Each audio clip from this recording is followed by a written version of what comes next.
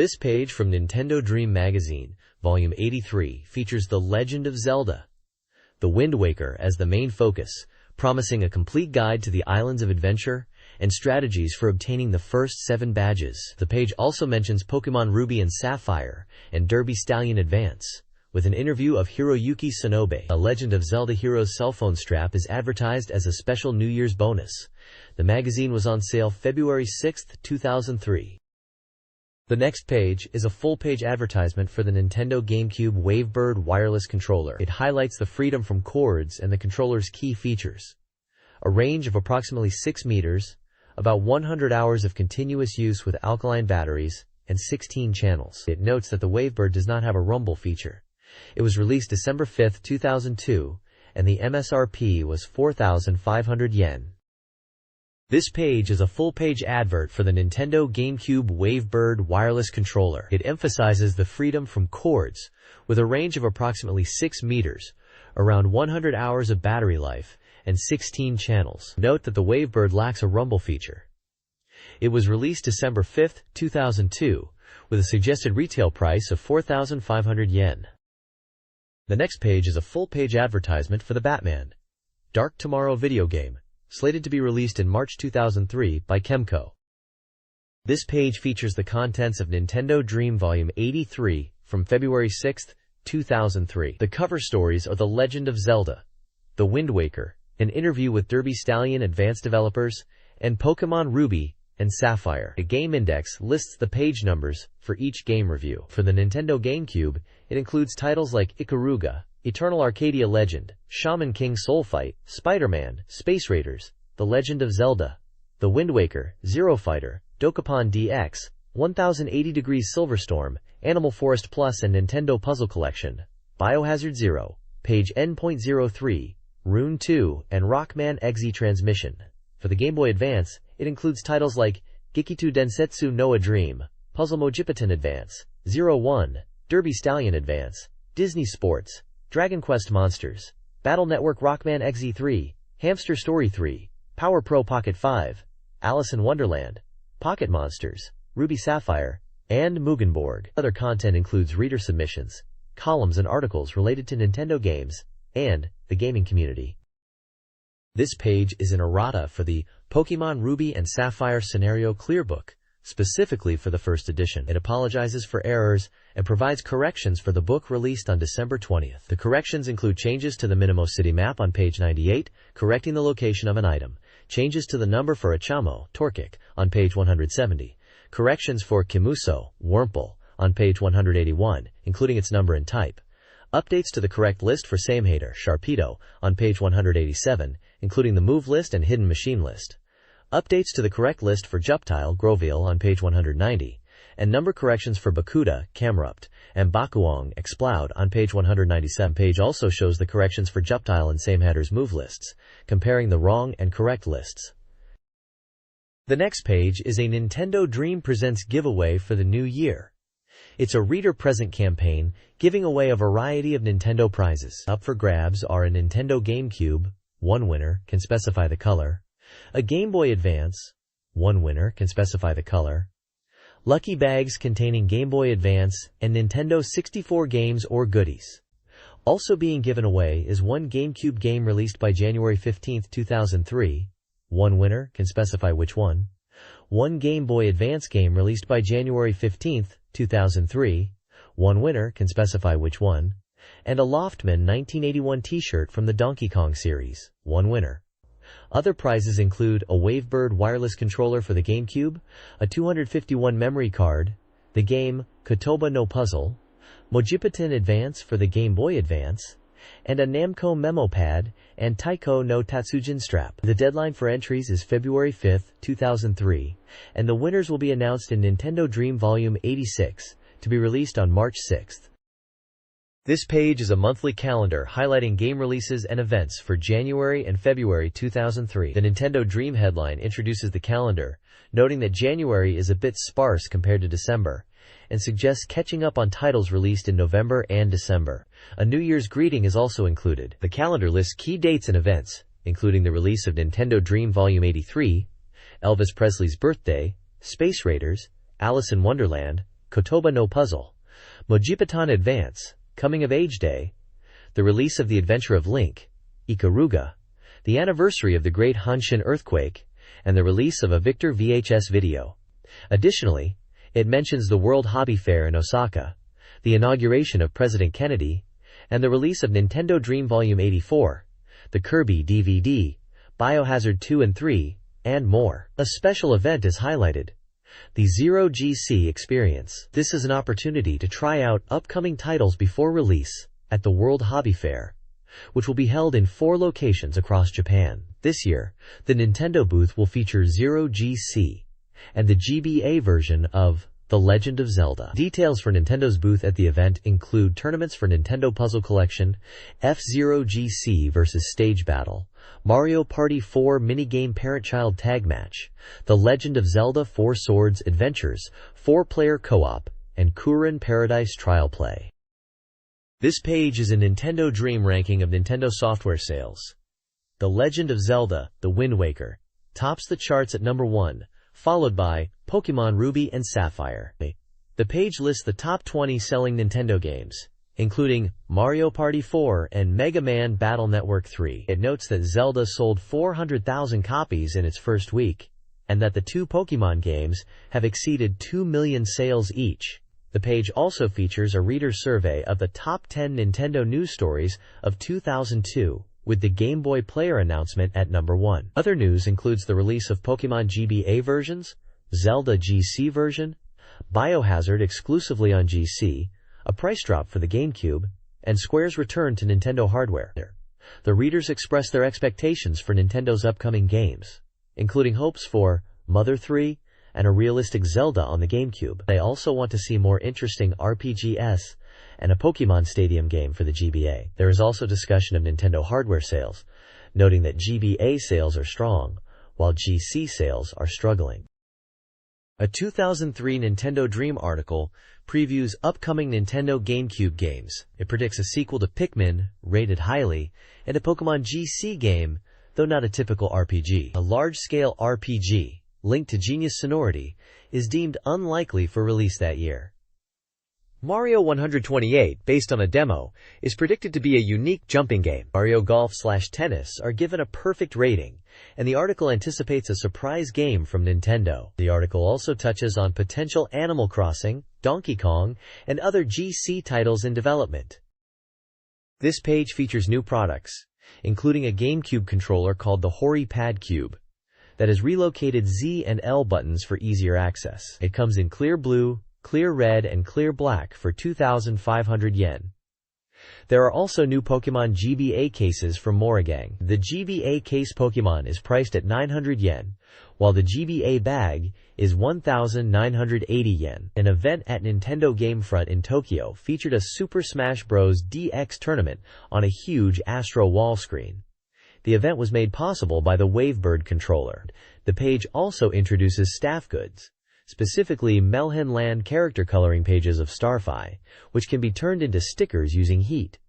The lower section is an advertisement for the January issue of a magazine, which comes with 2 discs containing trailers and demos, including The Legend of Zelda, The Wind Waker, and Mario Party 4. This page of Nintendo Dream magazine starts with news about Nintendo partnering with Tommy to distribute GameCube and Game Boy Advance software, following deals with Namco and Bandai. The partnership begins with the GC game Naruto, with Nintendo handling domestic sales. The main software from these partnered companies includes Namco's Tales series and Soul Calibur 2 on GC, along with Tales of the World, Summoner's Lineage on GBA. Bandai titles include Mobile Suit Gundam and Sherman King on GC, and Chibi Robo. Tommy's contributions are Naruto, Zoids Saga 2 on GBA, and Cyberdrive Zoids. Next is a feature on Nintendo t-shirts, with the 4th series highlighting Donkey Kong and The Legend of Zelda. These are made by Loftman Company, and feature designs from retro games, with prices at 5,500 yen. There's a spotlight on the Kirby of the Stars anime, detailing the episodes airing on January 11th and 18th. The first episode involves Knuckle Joe, and the second is about the penguin race. There is also news of a DVD release, with episode 16-18 of the anime to be released January 22nd. Finally, there's an announcement for a Kinnikuman and Drill Land tournament in Tokyo, with Nintendo's support. The next page of Nintendo Dream features 3 recommended games from the Mario Club. The first is Ikaruga for the GameCube, an acclaimed shooting game praised for its unique polarity mechanic of white and black attributes. The reviewer notes the unique worldview and well-crafted stages. Next is Power Pro Kun Pocket 5 for the Game Boy Advance, a sports game focusing on player development in success mode. The review praises the game's depth, numerous events, and bonus content. Moji Patan Advance for the Game Boy Advance, a puzzle game where players create words. With over 76,500 words and 600 puzzles, it offers extensive content and interesting gameplay. The review mentions that the game analyzes the players' personalities based on the words they create. The page also announces the launch of Nintendo Dream's official website, Nindori.com, and provides access to behind-the-scenes content, including staff diaries and live camera feeds of the editorial department. This page is a strategy guide for The Legend of Zelda, The Wind Waker. It revisits the beginning of the game, from Outset Island to the Forsaken Fortress, and details the events that occur, such as Errol being kidnapped by the Helmarock King. It also provides advice for the game, and also covers the second visit to the Forsaken Fortress and the Tower of the Gods dungeon. A map of the first floor of the Forsaken Fortress is included, with various points of interest marked, as well as a map of the fortress exterior. The next page continues the strategy guide for The Legend of Zelda, The Wind Waker, focusing on the journey to Great Fish Isle. It provides a walkthrough with tips and instructions for navigating the dungeon. The guide includes step-by-step instructions on how to avoid searchlights, defeat enemies like moblins, and acquire items like the hero's sword. The guide covers the events after Link finds a Kredel's image. It ends as Link is captured by Zikrock and meets the King of Red Lions. This page continues the strategy guide for The Legend of Zelda, The Wind Waker. It offers a walkthrough of the Dragon Roost Cavern dungeon, including tips on moving stone statues, using boko sticks, and creating stepping stones with water pots. The guide provides numbered instructions and visual maps to help players navigate the dungeon. The walkthrough details how to acquire the dungeon map and compass, defeat enemies like Kargaroks and moblins, and use the grappling hook. It also includes tips for defeating the boss, Goma, by attacking its tail with the grappling hook, and using the magma to weaken it. The page ends with instructions on getting the dragon scale. The next page continues the strategy guide for The Legend of Zelda, The Wind Waker, now focusing on the Forbidden Woods area. The guide details how to navigate the Forest Haven, including defeating enemies, solving puzzles, and acquiring items like the boomerang. It provides a numbered walkthrough, starting from the entrance and progressing through various floors and rooms. The guide offers tips for using the grappling hook, cutting vines with the boomerang, and defeating the boss, Kali Demos, by targeting its core. It also includes instructions on rescuing Makar. Following this, the guide touches on receiving Ferore's Pearl from the Great Deku Tree, and the steps needed to head towards Fish Isle, including obtaining maritime information and using the Wind Waker. This page continues the strategy guide for The Legend of Zelda, The Wind Waker, now focusing on Outset Island, Triangle Island, and the Tower of the Gods / Hyrule Castle. The guide first covers Outset Island, detailing how to use bombs to break a wall, and the importance of talking to the Great Fairy to increase wallet capacity. It also mentions receiving sword training from Orca in exchange for rupees. Then, it discusses Triangle Island, instructing players to visit the North, South, and East Islands, place the pearls, and enter the tower. Finally, it describes the Tower of the Gods and Hyrule Castle, providing a numbered walkthrough of the area. This includes using statues and switches to solve puzzles, navigating with the grappling hook and Wind Waker, and ultimately battling the boss, Godon. The guide also offers tips for defeating enemies like Red Bubbles, as well as details about moving statues, using the hero's bow, and obtaining the Master Sword. The next page details various islands and events in The Legend of Zelda, The Wind Waker. It starts with Prolo Island, showing how to obtain the Hurricane Spin Attack. Next is Tingle Island, where players can give color pictographs to a researcher in exchange for figurines, and it lists the targets you need to take pictures of around the world to complete this side quest. Dragon Roost Island is discussed, including a minigame, and obtaining golden feathers by helping a soldier for a reward. Forest Haven is then described, including getting a heart piece. Then there is the Northern and Southern Fairy Islands, where you can upgrade your wallet and bomb bag capacity. Finally, the page mentions Gale Isle, where you can get the deed to a special house, and Iron Island, showing how to defeat surrounding enemies to get Triforce Chart number 1. The page hints at heart piece locations accessible in the previous issue. This page is a guide to various islands and items in The Legend of Zelda, The Wind Waker. The page shows a map of the Great Sea and icons representing different locations with a small boat in front of the page. Icons are explained for items obtained by defeating enemies on towers or in the sea, items for sale in Terry's shops, diocta locations, sensor-like presences, light rings, and the location of light-emitting maps. The islands are displayed in a grid with the island name and icons indicating what can be found there. For example, Outset Island has golden feathers, Northern Fairy Island has a treasure map, Crescent Moon Isle has a treasure map, Seven Star Isle has heart pieces, gold feathers, and Boko Baba seeds, and High Tide Island, where you will find the Watchtower map. Other islands include Four Eye Reef, Mother and Child Isles, Spectacle Island, Tingle Island, Footprint Isle, Dragon Roost Island, Headstone Island, Rockspire Isle, Windfall Island, and many others. The items that can be found include heart pieces, rupees, golden feathers, Boko Baba seeds, arrows, bombs, elixirs, treasure maps, and more.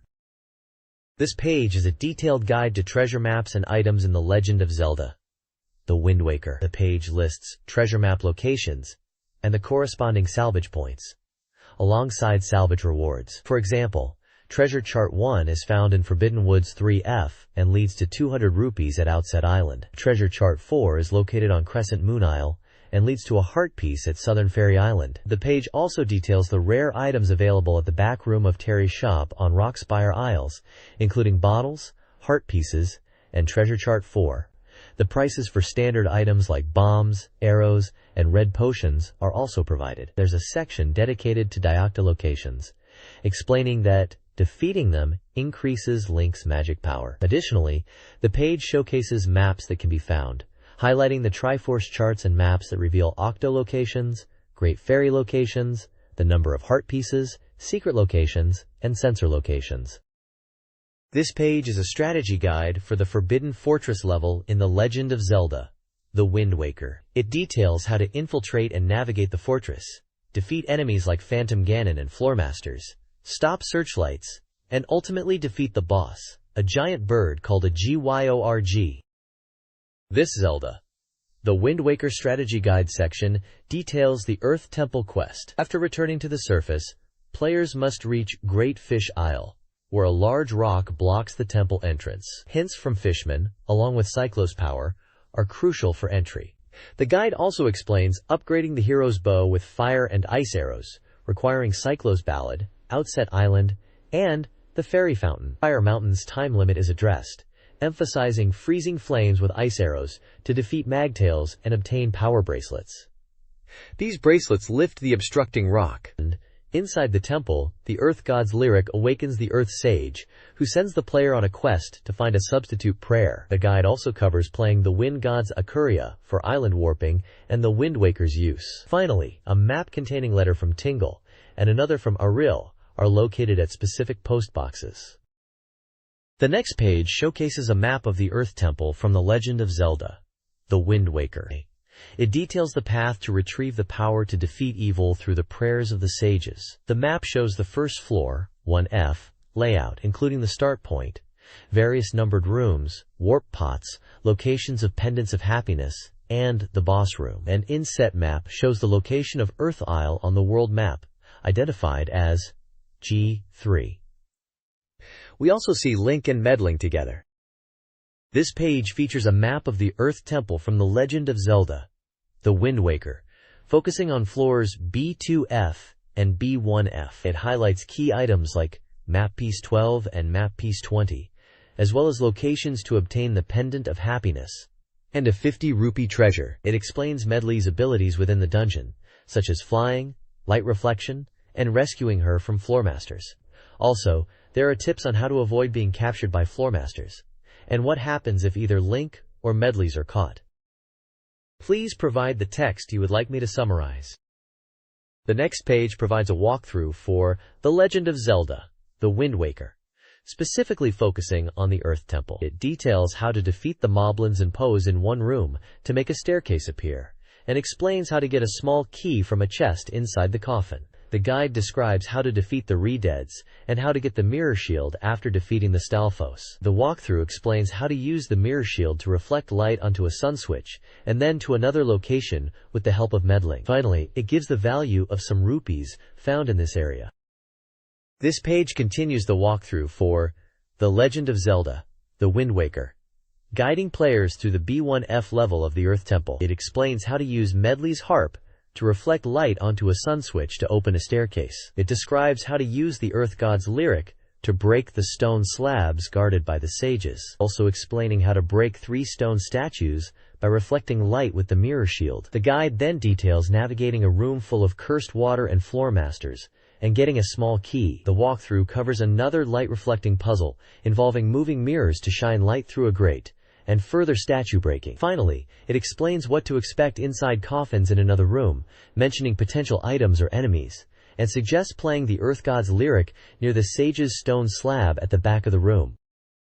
The next page continues the Legend of Zelda, The Wind Waker, Earth Temple walkthrough. It details how to solve a light-reflecting puzzle in Room 19 using the Mirror Shield to open a path to Room 20. Once inside Room 20, the player must defeat a dark nut and 2 blue bubbles. The page then gives a strategy for defeating the boss, Jalhala. This involves using the light from the ceiling to solidify Jalhala, picking him up, and throwing him into a spiked pillar. This will cause Jalhala to split into many pulleys, which must be defeated. After defeating all the pulleys, Jalhala will reform. This process must be repeated until Jalhala is defeated. Once Jalhala is defeated, Link will receive the Master Sword and can head to Windfall Island. This page showcases The Legend of Zelda, The Wind Waker, focusing on islands scattered across the Great Sea.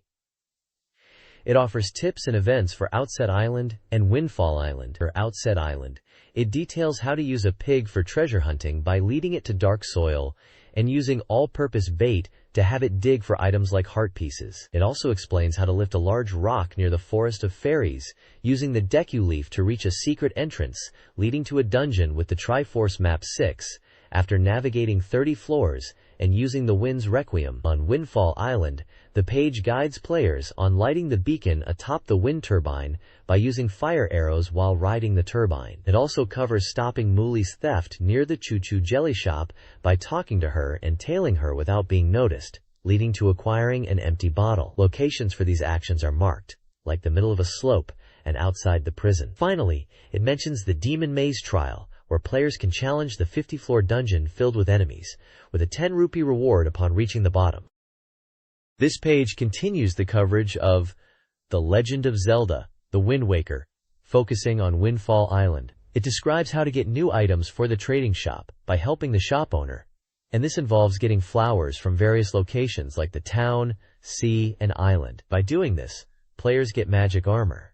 The page lists various items that can be stocked in the shop, such as flowers, flags, and statues, along with their prices. It also details a side quest involving Mary, who wants happiness pendants, and another involving a character named Mo, who is stuck on the monster-infested island. It explains how to help the postman.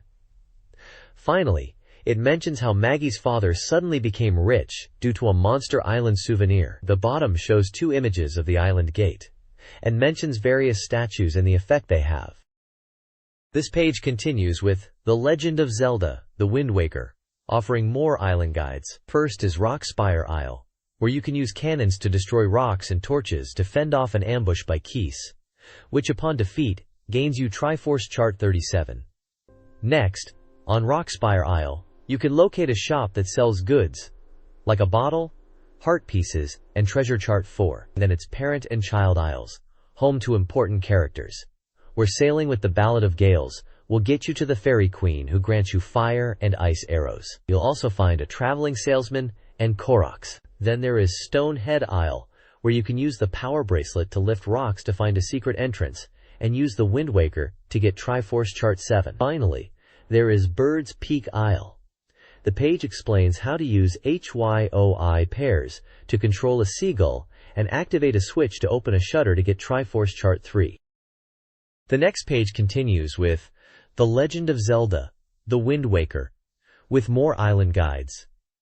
First is Outset Island, where there is a secret basement with a hidden basement. The page explains how to get the deed to the house from Mrs. Marie at Tower of Winds Isle. Then, when on Outset Island, enter the home and look up at the ceiling to find a key. Outside the island, there is Treasure Map 2 to be found. Next is Crescent Isle, where acquiring treasure maps is easy, so long as you defeat the 2 blue choo-choo. Then there is Tingle Island, where there are brothers. The island is shaped like his face and has a tower dedicated to him. Finally, there is Needle Rock Isle, where the page explains how to use Deku seeds to enter the holes and get a heart piece and treasure map 8. The page also includes a description of map usage and how Tingle can decode Triforce maps for 398 rupees each. This page continues with The Legend of Zelda, The Wind Waker, Island Guides. First up is Rock Spire Island, marked as F7 on the map. It explains how to move around the small islands by finding secret entrances, burning barricades, and eventually reaching the top, where you can find Treasure Map 25 and Koroks. Next is Needle Rock Isle, marked as E1. The page details how to use fire arrows to light 6 torches, melting the ice, and finding a secret entrance. Also on Needle Rock Isle, the guide explains how to use HYOI pairs to control seagulls to hit a switch at the top of the island, allowing you to get a heart piece from a chest. Lastly, there's Wind Shrine Island, marked as B7. Before coming here, you need to defeat the big octos at 2 Eye Reef, get a fairy to double your magic, and then compete in the Birdman contest to win another heart piece. The next page continues The Legend of Zelda, The Wind Waker, Island Guide, focusing on minigames and secret entrances. First, there's Outset Island, marked G6, where you can participate in a boat race for 30 rupees. The prizes are the rupees you collect during the race. The starting time is 4 minutes, which decreases by 10 seconds for each successful completion, to a maximum of 2 minutes. Then, there's Spectacle Island, marked B3. You can play a mini-game run by the same shopkeeper from Tora Island, but for 50 rupees a play. Complete this to get a heart piece and treasure map. Finally, there's Star Island, marked a 2, which explains how to find a hidden entrance under the rocks. You'll need to fight enemies like Magtails and Boko Babas before you can defeat 2 moblins and finally claim the treasure in the chest.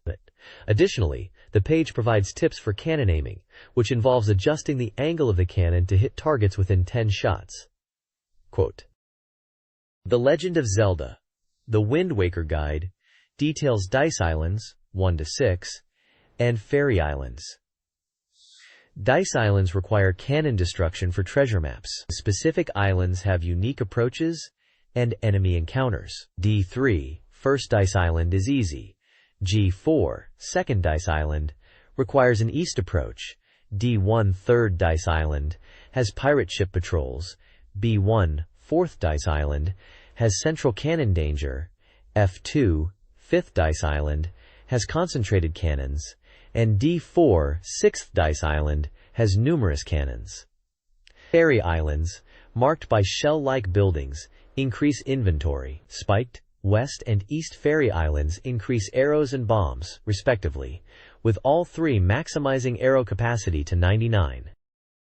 This page is a guide for The Legend of Zelda, The Wind Waker, focusing on islands with remaining mysteries and challenges. It discusses islands such as 3-Star Island, C7, 5-Star Island, G7, 7-Star Island, a 6, High Cliff Island, a 7, and Diamond Step Island, F1, providing hints about their secrets. Some islands require specific items or conditions, like visiting 3-Star Island during a crescent moon to encounter the fishmen, or facing enemies like the Kargaroks and pirate ships around other islands. It also details Save Island, F3, where one switch remains unsolved and the player may need an item to press the switch. A side quest is presented, where you must rescue a Korok tree by getting water from the forest and pouring it on the tree on each of the islands. The guide emphasizes that some islands may not be accessible until Link acquires new abilities later in the game. This page is a checklist for heart pieces in The Legend of Zelda, The Wind Waker. It gives the location of each piece on the game's map, with accompanying art of the fish that guide you to each location. The list includes islands like Outset Island, Star Island, Northern Fairy Island, Crescent Moon Island, Seven Star Island, Dragon Roost Island, and many more. Instructions for acquiring each piece are included, such as defeating enemies, completing minigames, using treasure charts, or other specific requirements. There are 44 heart pieces listed in total. This page provides a guide for acquiring heart pieces in The Legend of Zelda, The Wind Waker. It explains the steps required to obtain them, with locations including Outset Island, Spectacle Island, Wind Shrine, Fishman Island, Tingle Island, Great Fish Isle, Needle Rock Isle, Cliff Plateau Isles, Forest Haven, and Rock Spire Isle. The methods involve completing mini-games, winning auctions, trading items, delivering letters, lighting the lighthouse, and defeating enemies. Specific instructions are given for each heart piece location, such as sinking enemy ships, winning a Birdman contest, using the Deku Leaf to fly across gaps, and solving puzzles. The next page delves into the Nintendo Gallery feature in The Legend of Zelda, The Wind Waker. It highlights how players can create figurines by taking color pictographs of characters and enemies. By handing these photos to the sculptor in the gallery, players receive figurines that are then displayed within. The page emphasizes the importance of capturing a clear shot of the subject's face and ensuring their entire body is visible in the photo. It also provides tips for efficiently collecting figurines, such as photographing only one variation of an enemy to unlock all its forms. Additional advice encourages players not to miss unique photo opportunities, such as Tetra's appearances throughout the story and encounters with the salvage team at sea. The page features images of the sculptor, his studio, and completed figurines, showcasing the rewards of this side quest. There's also a tip for photographing the massive Valu.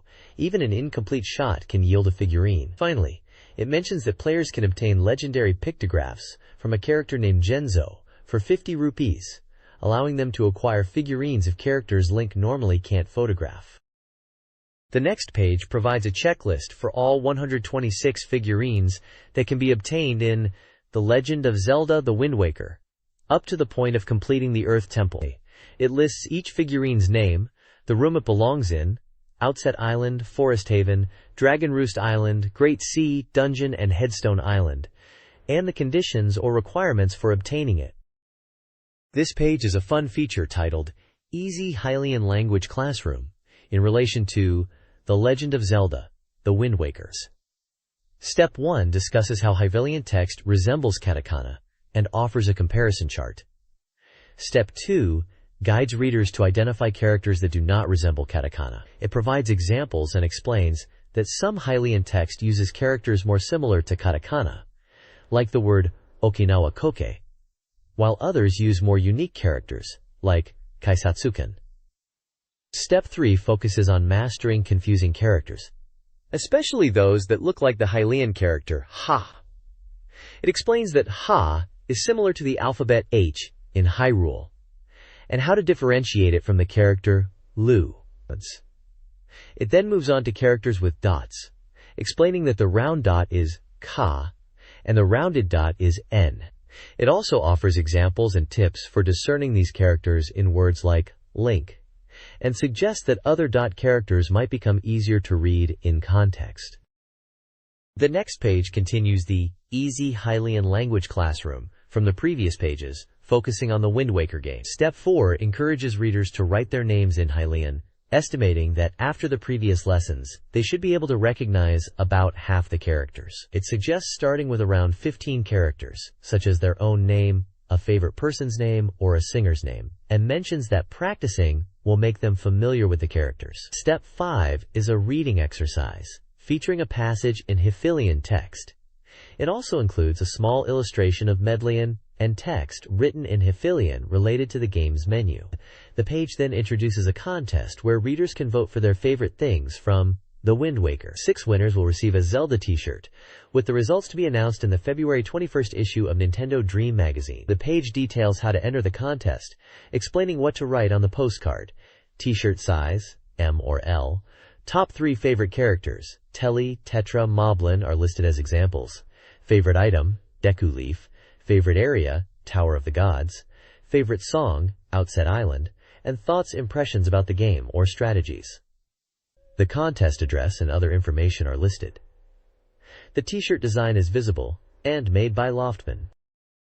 The next page is a strategy guide for Pokemon Ruby and Sapphire, focusing on navigating Route 119 to Fortree City and challenging the gym leaders Winona and Tate and Liza for your 7th badge. It marks the 3rd installment of the guide, detailing events like the battle with Professor Birch's child on Route 119 and how to progress through the game. The page includes a quick strategy chart from Route 119 to Fortree City. It covers events such as battles with Professor Birch's child to obtain HM02 Fly, interactions with Steven Stone, and encountering Kecleon on Route 120, the use of the Devon Scope on invisible obstacles to challenge Winona, and a variety of encounters on the way to the Fortree City Gym. Additionally, the guide outlines the story flow up to Laveridge Town, briefly mentioning key events like setting the clock in Little Root Town, receiving a Pokemon from Professor Birch, traveling through Petalburg Woods and Rusturf Tunnel, defeating Roxanne, and dealing with Team Aqua/Team Magma encounters.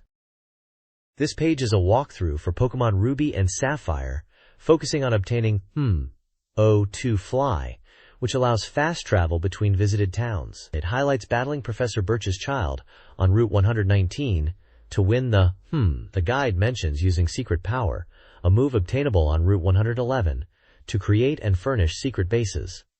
It also lists the Pokemon used by the protagonist and Professor Birch's child during the battle, along with locations to purchase furniture in Lily Cove City to customize your secret base.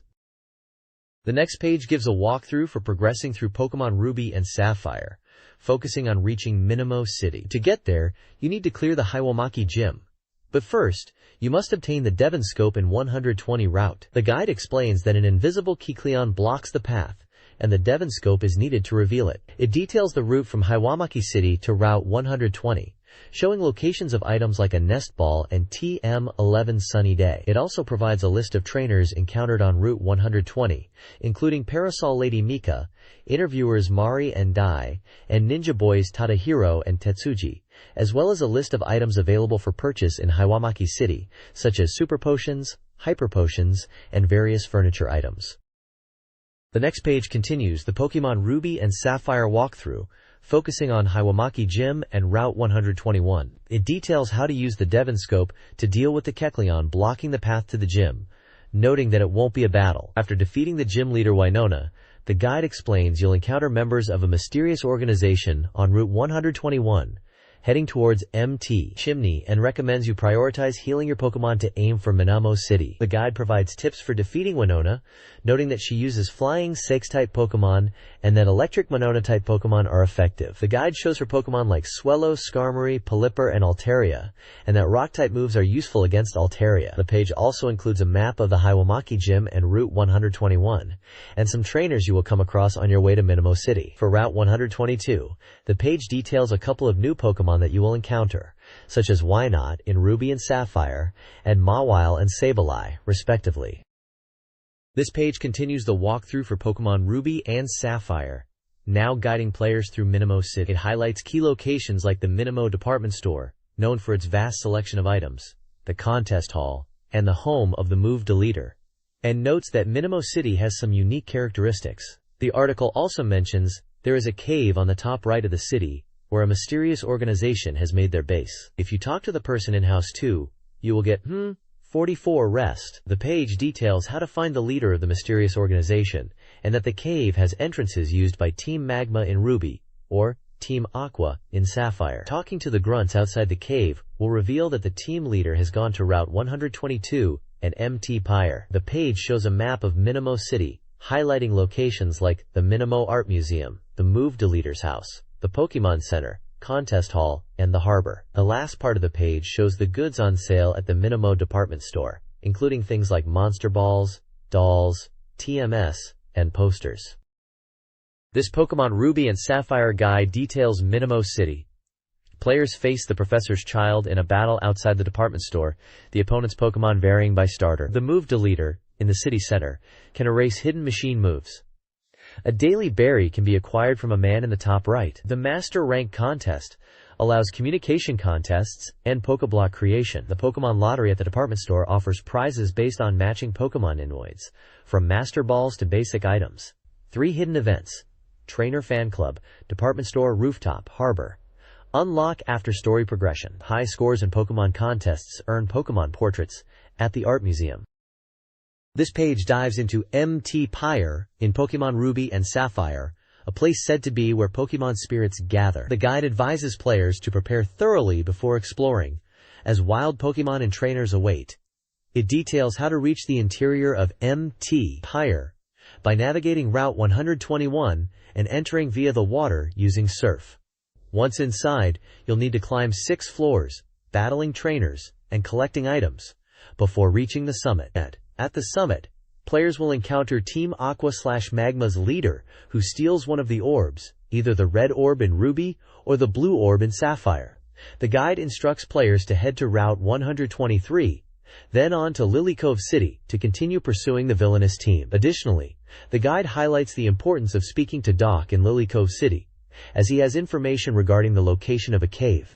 There's also a tip for obtaining the move Giga Drain, which requires a grass-type Pokemon. A woman on Route 123 will gift the TM19 to players who speak to her while having a grass-type Pokemon in their party. Furthermore, the page talks about a house in Route 123 and that the player can get berries every day.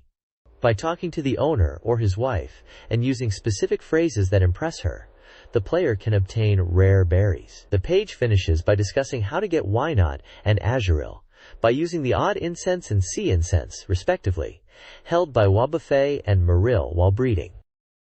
The next page offers maps and information for MT Pyre and Route 123 from Pokemon Ruby and Sapphire. Mount Pyre's maps outline the summit, exterior, and floors 1 through 6, showing trainer locations, key items like the Full Restore, Shadow Ball TM, and other treasures. Trainer names like Motofumi, Mako, and Teru, Orie, Tetsuya, Tetsuhisa, Hotaru, Honoka are listed, along with the Team Aqua/Magma grunts. Route 123 is mapped showing trainers Kaoru, Sachiko, Setsuna, Ken, Shihomi, Miu and Yuki, and Chizuru. Item locations are highlighted, including a Hyper Potion, PPUP, Giga Drain TM, and a Strange Candy. The Berry Master's house is also marked. This page details how to infiltrate the Team Magma/Aqua hideout in Pokemon Ruby and Sapphire. After the submarine is stolen in Lily Cove City, head to the hideout in Moss Deep City. The floor layouts show warp points and trainers to battle. The guide mentions obtaining the Master Ball and battling a Team Magma/Aqua admin before the leader escapes in the submarine. To pursue them, navigate through Route 124 and dive into the underwater cave. There's a treasure hunter in Route 124 who trades shards for stones that evolve certain Pokemon. This page provides maps for the Team Aqua hideout and Route 124 from Pokemon Ruby and Sapphire. The hideout maps cover 3 floors, showing the layout, warp points, and trainer locations, including where to find the Master Ball and where to battle the Team Aqua admin, also showing the location of trainers and items such as nest balls and other Pokeballs. The Route 124 map details the above-ground and underwater routes, marking the locations of trainers like Bikini Girls and swimmers, as well as useful items like shards for trading. This guide details navigating Dewford Town in Pokemon Ruby and Sapphire, focusing on obtaining 8 Dive and defeating Gym Leader Winona. To get Dive, speak with Steven Stone in the top left house. Dive is needed for underwater exploration, but requires the Mind Badge for use outside of battle. Dewford Town also features NPCs, who can help with Poffin flavor preferences and secret base locations. To beat Winona, bring Dark and Steel-type Pokemon, as her Rock and Psychic-type Pokemon are a threat. Winona's battle is a double battle, and her team includes Lunatone and Solrock. The guide includes a map of Dewford Town, highlighting key locations, hidden items, and the gym's shop prices for items like Hyperballs, Dive Balls, and Potions. This page is a guide on exploring the abandoned ship in Pokemon Ruby and Sapphire to obtain the scanner needed to trade for a Deep Sea Tooth or Deep Sea Scale. Players need Dive, obtained after beating Gym Leader Winona, to access the ship. The guide directs players to the first basement floor, and then left to room number 2 to obtain the scanner. A key is required to open room 2, found after investigating room 3 on the same floor. Once you've obtained the scanner, return it to Captain Stern to choose either the Deep Sea Tooth or Deep Sea Scale, both used to evolve Clamperl. There is also a map of the ship which pinpoints where trainers and items can be found.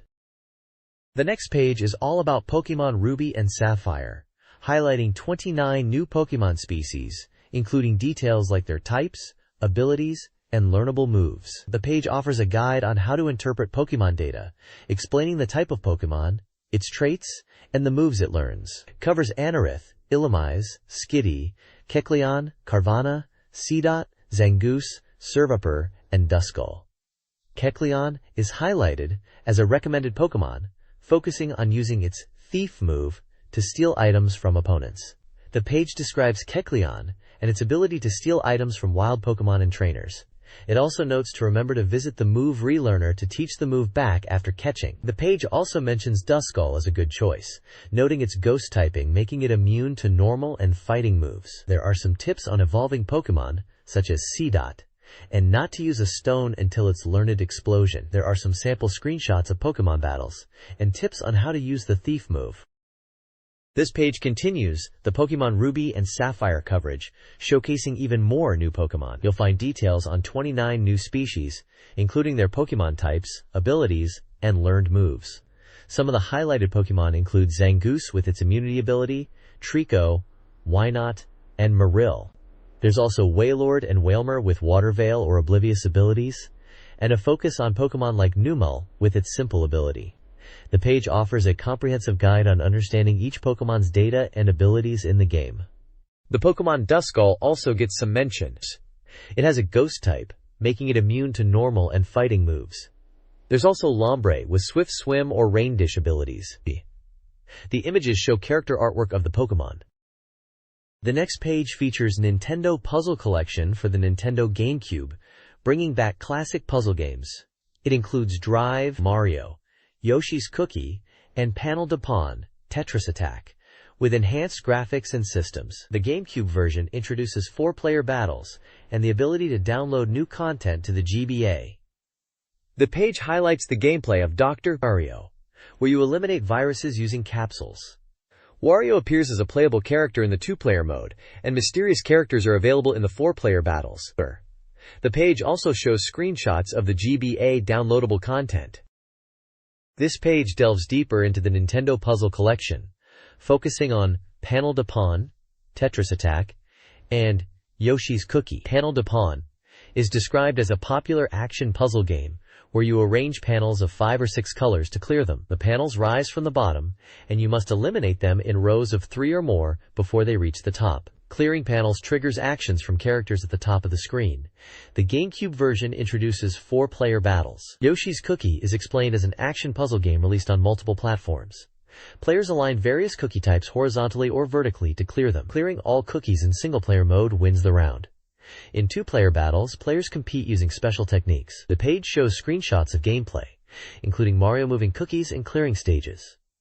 The 4-player battle mode is highlighted as chaotic, with panic and blind attacks. The goal is to be the first to clear 25 rows of cookies. The next page is an advertisement for the GameCube game, Shaman King Soul Fight. This game allows players to train their shaman characters and engage in battles. The page shows screenshots of the game, including the training process and battles. The training involves selecting training content, working with partners, and playing mini-games to improve skills. The story is an original for the game, written by the comic book creator. The next page showcases characters from Shaman King Soul Fight. It introduces 6 shaman characters, highlighting their fighting styles and abilities. We have Yo Asakura, the main character who dreams of a relaxed world, and his spirit Amidamaru. Then there's Horo Horo, an Ainu shaman from Hokkaido, with his Koropakur spirit Koro, hoping to create vast butterbur fields. Next up is Tao Ren, Yo's rival aspiring to create a world without hatred. Ryu Umemiya seeks the best place with his spirit Takeguro, and Lyserg Diethel aims to be the world's best detective with his spirit Morphine. Lastly, we see Tao Jun, Ren's sister, a skilled fighter with her Jiangxi spirit Li Peilong. The page also includes screenshots of each character in action, demonstrating their special moves. This page is dedicated to PN.03 for the Nintendo GameCube. It introduces the main character, Vanessa Z. Schneider, a female soldier fighting against a runaway weapons management system, CAMS, on a colonized planet. The game is an action title scheduled for release on March 27th, priced at 6,800 yen. The text details Vanessa's backstory and her motivation for revenge against the mecha weapons that killed her family. It also describes the intense combat, involving dodging enemy attacks and using precise laser attacks. The page includes various screenshots of gameplay, showing Vanessa in action in different environments. The next page focuses on page N.03 for the Nintendo GameCube, emphasizing the game's unique visual style and the protagonist, Vanessa Z. Schneider. It highlights the feminine and delicate lines in the game's design. The developers prioritized engaging gameplay over ultra-detailed graphics. Initial illustrations showed Vanessa with a gun, but the director, Shinji Mikami, decided she would fire lasers directly from her hands, adding a dance-like element to the combat. The game is described as a classic action game that requires strategic thinking and dodging, rather than just button mashing. The showcase screenshots include gameplay in both interior facilities and desert environments. This page covers Power Pro Kun Pocket 5 for the Game Boy Advance. It highlights the new systems in the Success and Pennant Race modes. The game retains its traditional style while improving the training system. The Success mode is similar to previous entries, where players develop their characters through various training activities. The setting is now in the world of professional baseball, where the goal is to get promoted to the first team. The game simplifies match controls and gameplay. Training menus are extensive, allowing players to focus on specific skills. There are different training options for fielders and pitchers. Players need to consider their character's strengths and weaknesses when choosing training activities, and also need to ensure they get adequate rest to avoid injuries. In matches, players will participate in games against other teams, and performing well improves the character's stats and impresses the coach. During a player's at-bat, the player will control the actions. When a runner is on base, the player can influence the runner's actions. Camping events in the fall let players participate in mini-games to improve their abilities. There are target scores provided by the coach. The toughness parameter returns, affecting the player's susceptibility to injuries. Running and stretching exercises can increase toughness. The box lists the title as Power Pro Kun Pocket 5. Developer Konami. Release date as January 23rd, and the price is 4,800 yen. The game is a baseball title for 12 players and is compatible with the GBA link cable. The next page is a special report on Power Pro Kun Pocket 5. The storyline begins with the protagonist, a star player, who ends up switching bodies with a subpar player due to an accident. The goal is to get back his original body by improving his current one. The story takes place with the Drill Mogglers, a team also featured in Power Pro Kun Pocket 2. Characters like Hanta, Mizuki, and Furusawa from the second game return, with some new teammates as well. The page introduces several teammates: Mitsuo Arita, Yuji Magai, and Isamu Saito. The page also introduces potential love interests for the main character, like Ayaka Asagami, Megumi Hoshino, and Hidoko Kurakari, along with 3 coaches where their performance is directly linked to the player's success. Also featured are characters from previous iterations who now play other roles like Koichiro Furusawa, Sugao Morohoshi, and Yohei Kitajo. This page dives into the gameplay enhancements of Power Pro Kun Pocket 5, highlighting improvements to both match and pennant race modes. It emphasizes how the game has become more accessible and easier to play. Key features include a more intuitive hitting interface with a rounded cursor, simplified pitching controls allowing for single-button pitch selection, and customizable computer difficulty settings for both individual matches and pennant races. The page details the pennant race mode, emphasizing the ability to manage team strategies and tactics, letting the AI play and watch, the ability to influence team performance through managerial decisions, and configure various aspects. Several in-game screenshots illustrate these features, showcasing the updated interface and gameplay mechanics. The page also touches on team customization options, including the ability to create teams with duplicate names distinguished by numbers, and expanded options for managing starting pitchers. The next page features a sheet of Nintendo-themed stickers, including artwork from The Legend of Zelda, The Wind Waker, such as Link and the Stained Glass Art, King of Red Lions, Jabun, The Great Deku Tree, Valu, Tetra, the Wind Waker logo, and Zora. It also features stickers from Nintendo Puzzle Collection, including Drive Mario, Yoshi's Cookie, and paneled upon. Additionally, there are stickers featuring enemies and items from the GameCube era, along with the game titles Ikaruga, Space Raiders, Evolution Skateboarding, and Top Gun, Ace of the Sky. Also present are stickers featuring a tie-eye from Sega's Super Monkey Ball. This page is a sheet of Nintendo-themed stickers featuring artwork from The Legend of Zelda, The Wind Waker, including Link in the stained glass art, King of Red Lions, Jaboon, The Great Deku Tree, Valu, Tetra, and the Wind Waker logos. Also featured are stickers from Nintendo Puzzle Collection, including Drive Mario, Yoshi's Cookie, and paneled upon. Additionally, there are stickers featuring enemies and items from the GameCube era, along with the game titles Ikaruga, Space Raiders, Evolution Skateboarding, and Top Gun, Ace of the Sky. Also present are stickers featuring a KI from Sega's Super Monkey Ball.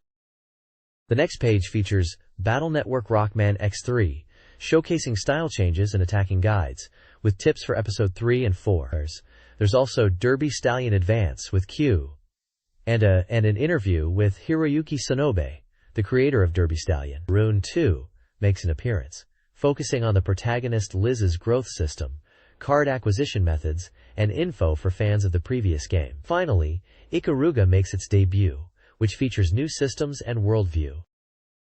This page is a strategy guide for Biohazard Zero, also known as Resident Evil Zero, focusing on the laboratory section of the game. The guide includes tips for opening the Iron Gate by lighting animal statues in the correct order, obtaining the Rule of Thumb relief by using the lift and wooden boxes, and entering the chapel by utilizing partner zapping to unlock the door.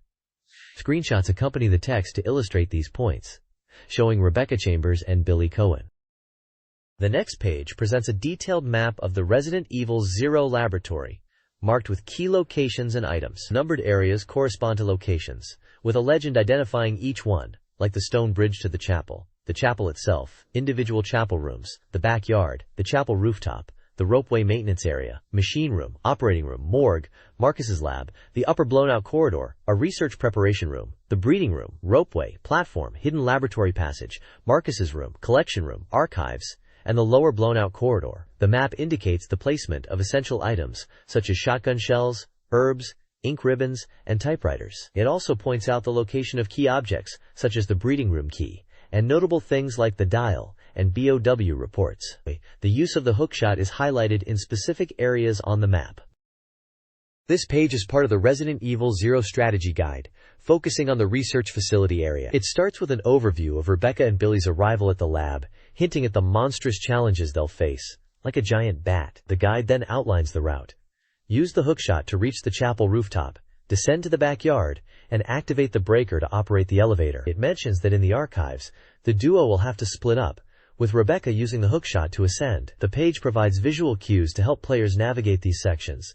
It shows how to supply power to the elevator and what the characters might encounter. It also describes how to obtain the blue leech charm in the research prep room. Players need to investigate the cases where the leech samples are, and then combine them with the stripping agent after obtaining the red and green chemicals from the operating room. It also mentions that the blue leech charm should be sent down with the air shooter.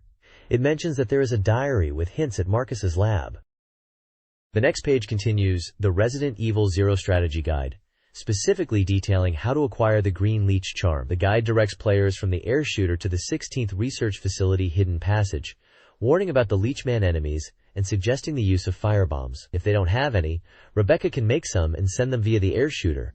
The guide continues, in the hidden passage, there's a door with a Marcus Professor bust, needing the blue leech charm to unlock. Once in the 17th Marcus room, players are told to search for shining spots. The player needs to get the force adjustment coil. Then, when entering the collection room, and after they get the green leech charm, they can head back to the research facility. It also describes how to deal with puzzles, such as inserting something into a hole in the pedestal. The next section is about a door that requires a dial, instructing players to obtain the dormitory key, use it on the 11th floor, and open the locked door in the 13th dormitory where a hunter is waiting, recommending the use of grenades. It also mentions a dial lying in the cage in the back of the 13th dormitory, and that this dial will be sent by a dumbwaiter to Billy in the 8th surgery room. Quote, the next page continues the Resident Evil Zero strategy guide.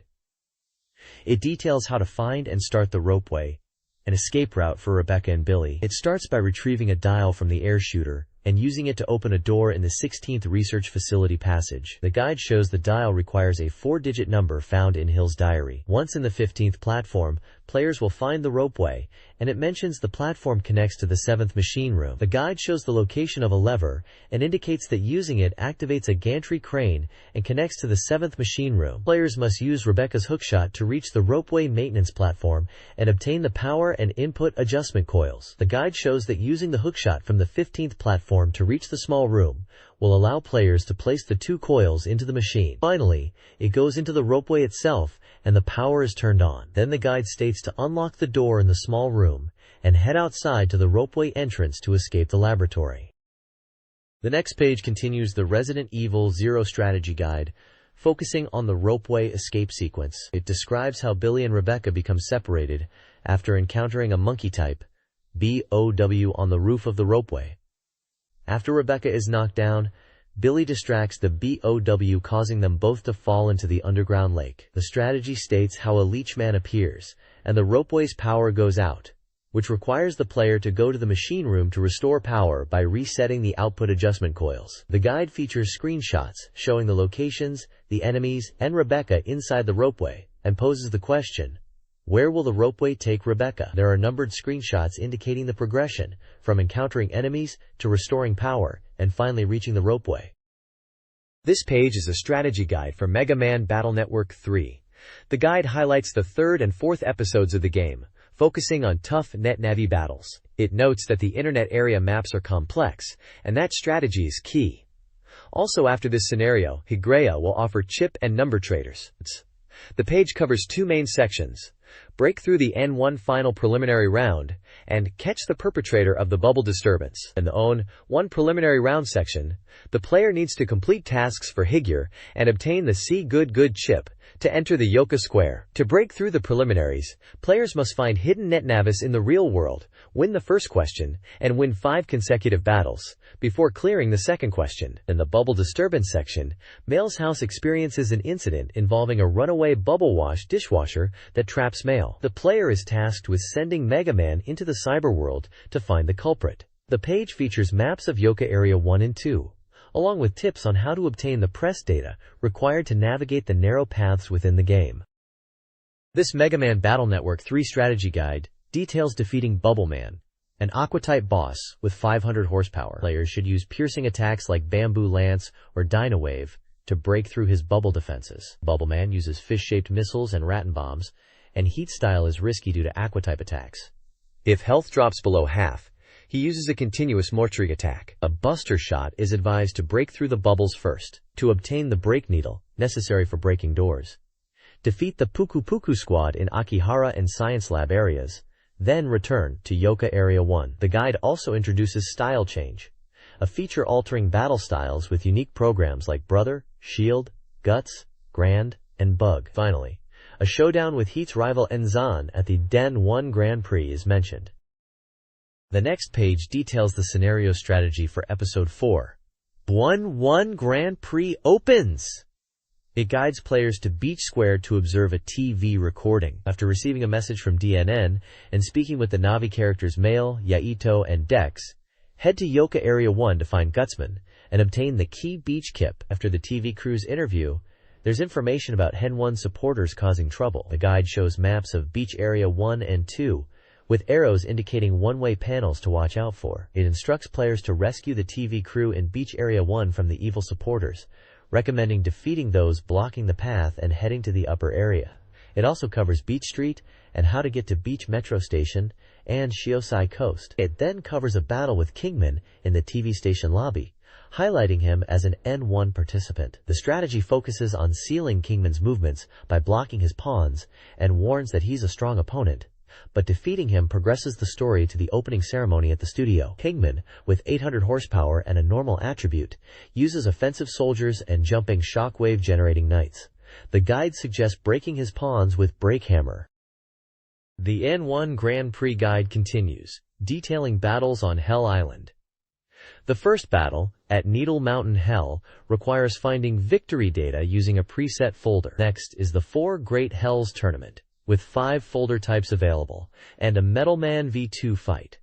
The semi-final pits players against Gutsman v2 in an orthodox battlefield. The final battle against Kingman occurs at the DNN studio, requiring player interaction with Enzon beforehand. Finally, the battle against Mastermind Net Battler Q, featuring the hostage situation of Enzon's father, leads to a final showdown with Desertman at the TV station editing room. Desertman has 800 horsepower and a weakness to water attacks.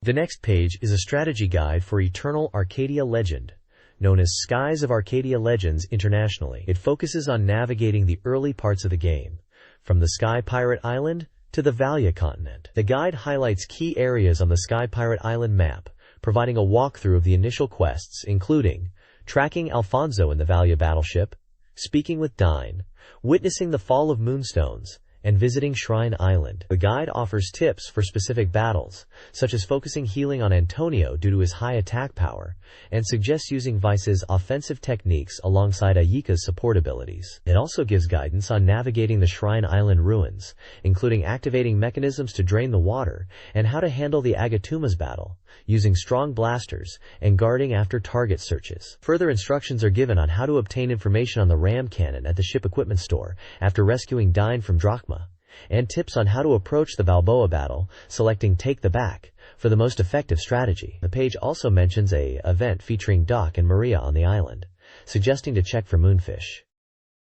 This page continues the strategy guide for Eternal Arcadia Legend, focusing on the Valia continent. It provides a walkthrough for rescuing Fina, involving encountering Marco, infiltrating the catacombs, and battling Imogatalia and the prison warden. The guide gives specific combat advice, such as quickly defeating enemies to prevent healing, and using the Catra's dance with Amika when the boss's HP is low while boosting attack power. It also warns about Imogatalia's poison attacks, and recommends healing quickly, especially for Vikais. The guide suggests maintaining party HP above 1000 to avoid being one-shot by bosses like the prison warden, whose cannonball attack is particularly dangerous. This emphasizes the importance of using healing artes, and focusing on destroying enemies that can use offensive magic and skills quickly.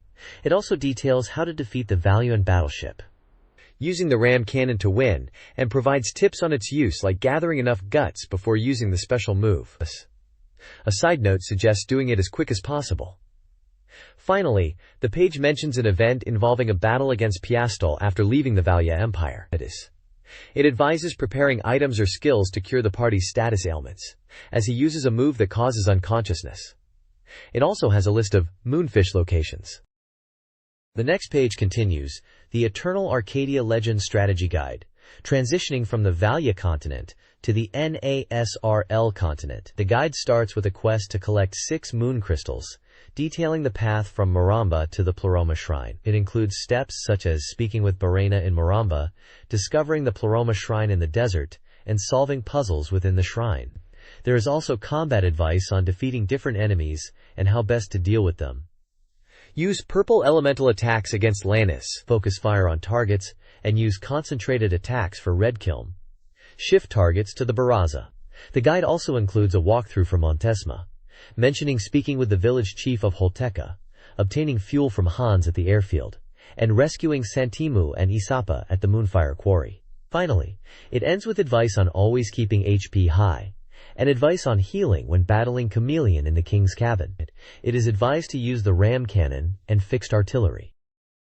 This Eternal Arcadia Legend Strategy Guide advises prioritizing the Wonky brothers over Dopura, using overall attacks against them, and guarding against Dopura's Waka Drink. For the Valia battleship, maintain distance and use the ram cannon, charging the meter. In the mines, use pitfalls strategically, O for fall, X for safe passage, hollow up pointing triangle for experimentation. To enter Dorado, locate the Eye of the Birdstone and Eye of the Person Stone, often found on maps, using Little Jack. Curing Grass is crucial for confusion, recovery, and Fina's moon purification for multiple afflicted characters. Apt strategy in the second Chameleon fight, using damage determination or safety measures depending on HP. Finally, defeat Gride and Galde with a special attack, keeping a healer available and using the ram cannon when their head is vulnerable. The guide also provides a brief walkthrough for Morbius, including battles, shrine exploration, and interactions with Drachma.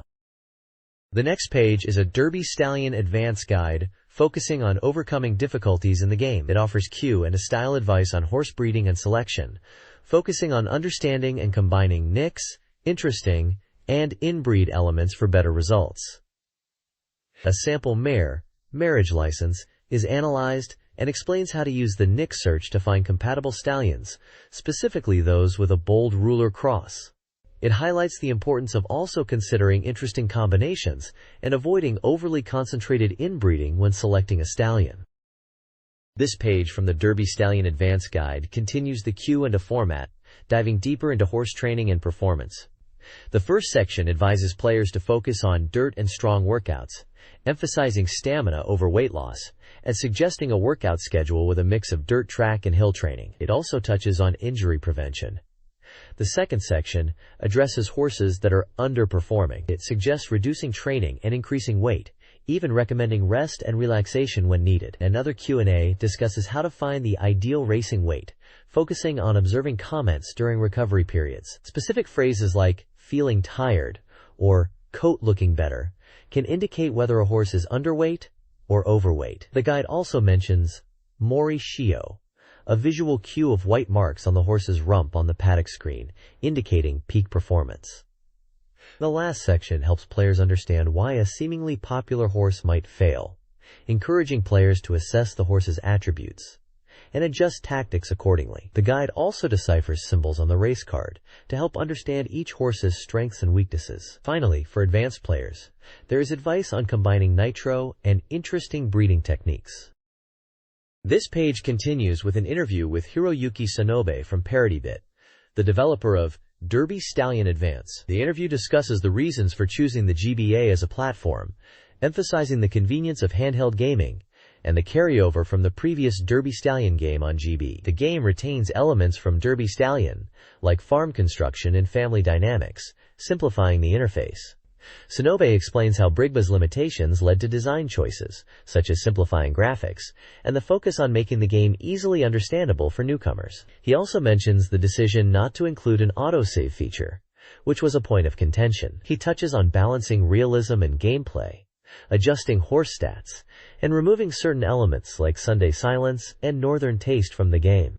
He acknowledges that the Derby Stallion series is now one hardware, one game, which he seems to struggle with. The interview concludes with a list of 32 stallions removed from the GBA version of the game, including Premium, or Cetrian Tudor, and Rockefeller, and Dynafoamer. This page features more from the Derby Stallion Advance interview, which continues with Hiroyuki Sonobe from ParityBit discussing gameplay balance, horse stats, and the absence of autosaving. Sonobe mentions the addition of a 100 million yen old man who offers to buy 2-year-old horses before their debut. He suggests that this can make it easier for players, and while the horse may not be a guaranteed winner, they have unique stats. Sonobe then discusses the importance of focusing on the races themselves and interpreting horse comments carefully. He notes that sometimes a horse that lacks ability can still win, and the thrill of those victories is unique. He also touches on the importance of balancing realism and fun, and how sometimes unrealistic outcomes can be exciting. The image shows a scene from the game, with a chestnut horse standing in a green field and a cartoon-style older man, as well as the final stretch of a race, where the horse Muscle Ubazakura is winning. The next page is a preview of Rune 2 for the Nintendo GameCube, highlighting new features like character growth, card acquisition, and card proficiency. The article focuses on the protagonist, Liss, and how her abilities can be altered. It mentions that leveling up now involves gaining experience, increasing card use frequency, and customizing parameters like defense. Screenshots show in-game battles, and cards such as Unicorn and Dynamite Monkey creatures.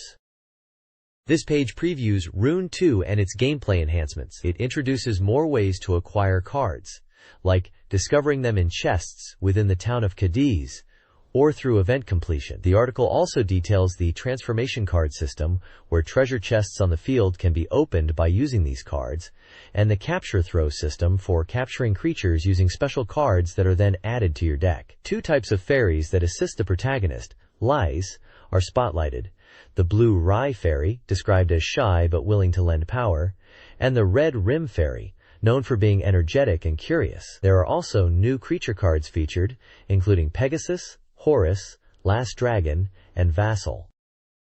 The next page is an advertisement for Spider-Man on the Nintendo GameCube. It highlights gameplay features such as web slinging and combat, showcasing various in-game screenshots. The game is described as a 3D action title, where players use webs to navigate environments and battle enemies, with different web-based actions available. The first stage, Search for Justice, is introduced as a tutorial level, featuring Spider-Man facing off against thugs and police. The page also notes the use of a compass to guide players toward objectives. This page is about the game Spider-Man for the PlayStation. The page is titled, Try out various spider actions, Oscorp's Gambit, and introduces two stages, Oscorp's Gambit and the subway station. Oscorp's Gambit is described as a demo stage for practicing web-based actions. The player follows on-screen instructions, and successful actions are indicated by a camera-like finder. The Aerial Combat section highlights the ability to freely control Spider-Man and the various web-based actions available. The subway station stage involves stopping villains from attacking citizens and police. The player must use Spider-Man's special abilities and quick thinking to succeed. The text mentions that there is a powerful enemy with glowing hands, and that this enemy is different from the other minions. It warns that if the force is released, that even the reinforced building will be destroyed. The page also highlights Spider-Man's ability to cling to walls. The next page is an advertisement for the Nintendo GameCube game Dokapon DX.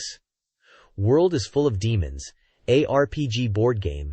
The advert highlights the new systems that increase scheming to defeat rivals. It introduces the D-parts, which are collected to earn prize money. The game features 3D maps with aerial and underwater sections. Items enable travel in these areas for shortcuts. New battle modes are also showcased.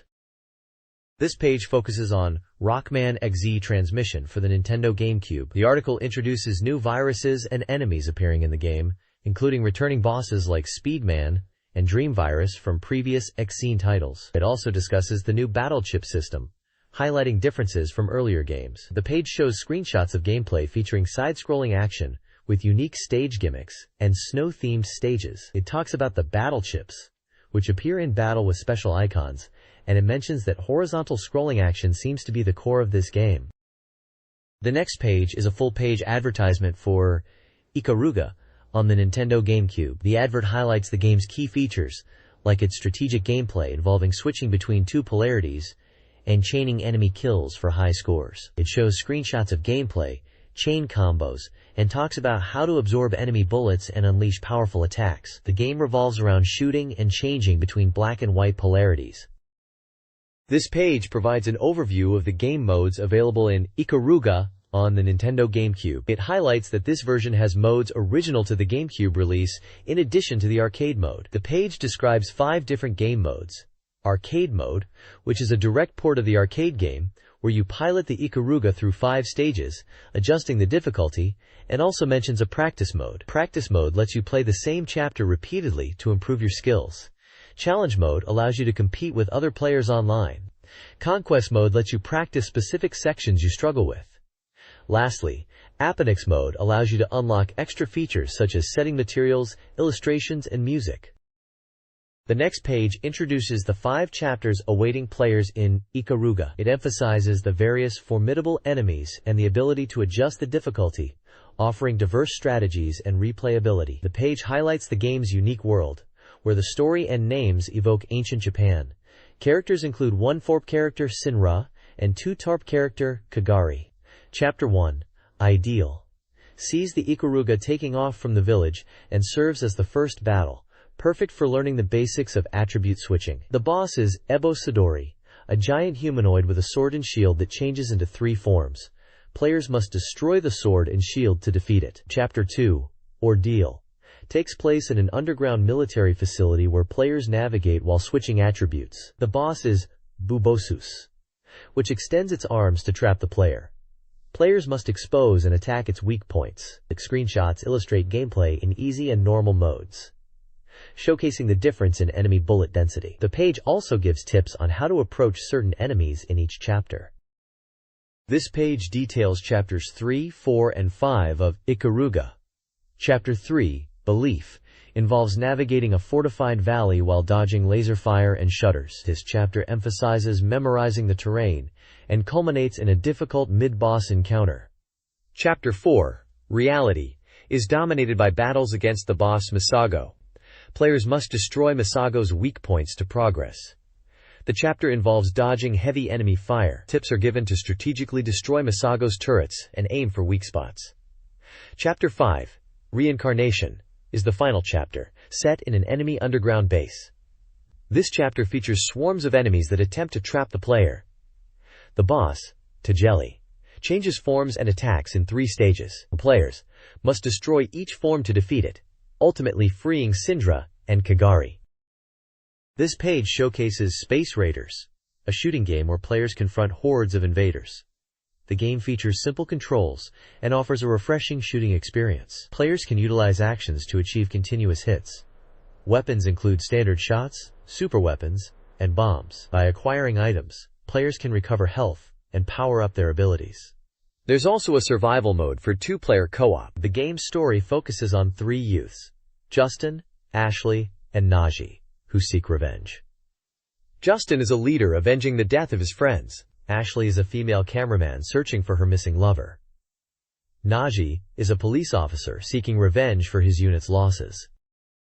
The next page is an ad for the Game Boy Advance title, Kotoba no Puzzle, Mojipitan Advance. This puzzle game involves connecting letters to form words, challenging players to use their vocabulary and strategic thinking. The game boasts over 6,500 words.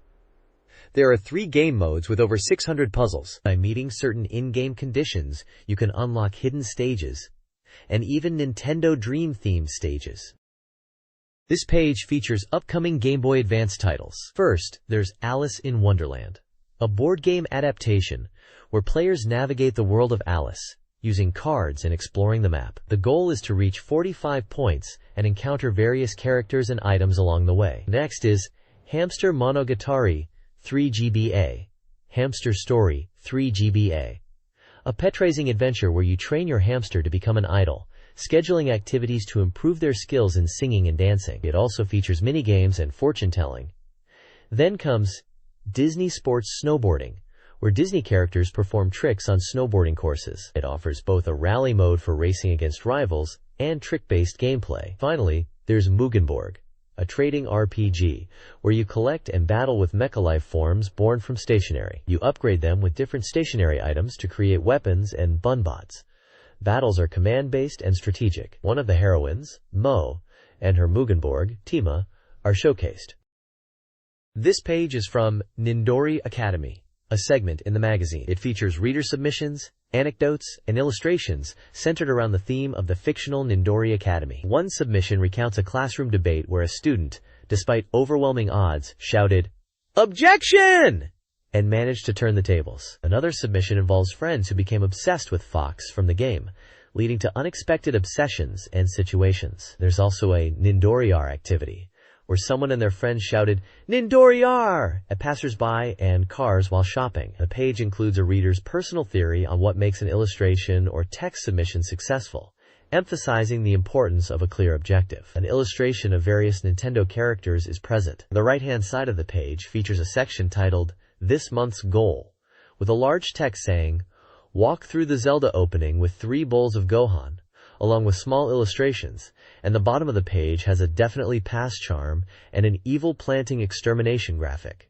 Also, it encourages readers to cut out the definitely pass charm as a talisman for good luck during the new year and exam season. The next page is also from the Nindori Academy section. It features reader submissions, dreams, and anecdotes related to Nintendo games. One submission, titled "This Week's Hall Monitor," features a character named Kiarita, who is good at encouraging people who are being made fun of, but is a nuisance when someone wants to be quiet. The Real Dreams, Stupid Dreams, My Dreams corner includes dreams about being grabbed by a pudding, being sold a Game Gear for 9,000 yen, and marrying Prince Harold as Link's sister Zelda. The Things That Are Slightly Annoying section contains various reader complaints and observations. Some highlights include wanting a Tingle-C Rupee GBA, thinking of Torchic's evolutions, wanting to be whipped by Ogura Yuko from a Derby Stallion ad, thinking a friend looks like a Waddle Dee with headphones on, and wishing to know where to stick the back Zelda sticker that came with Nindori Volume 81. A section titled, Help! Game Emergency Squad, includes a reader's plea for help with Golden Sun, The Lost Age, where they can't repair a ship. The response suggests exploring other areas until they can get the burst energy needed to fix it. Finally, there's a Treasure of Our Village bragging section showcasing a Zelda earring and crystal pendant as lucky charms for exams and travel, along with a warning that items sent in cannot be returned. Nindori Academy features reader-submitted questions and comments on Nintendo games. Questions include tips for completing survey postcards and abdominal exercises for a fictional character, Igarin, with no actionable advice given. A discussion topic pits Horror Zelda against Cat-Eyed Biohazard, with readers expressing varying preferences.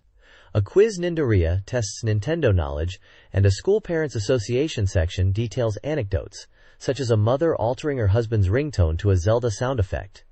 The page concludes with a call for further submissions.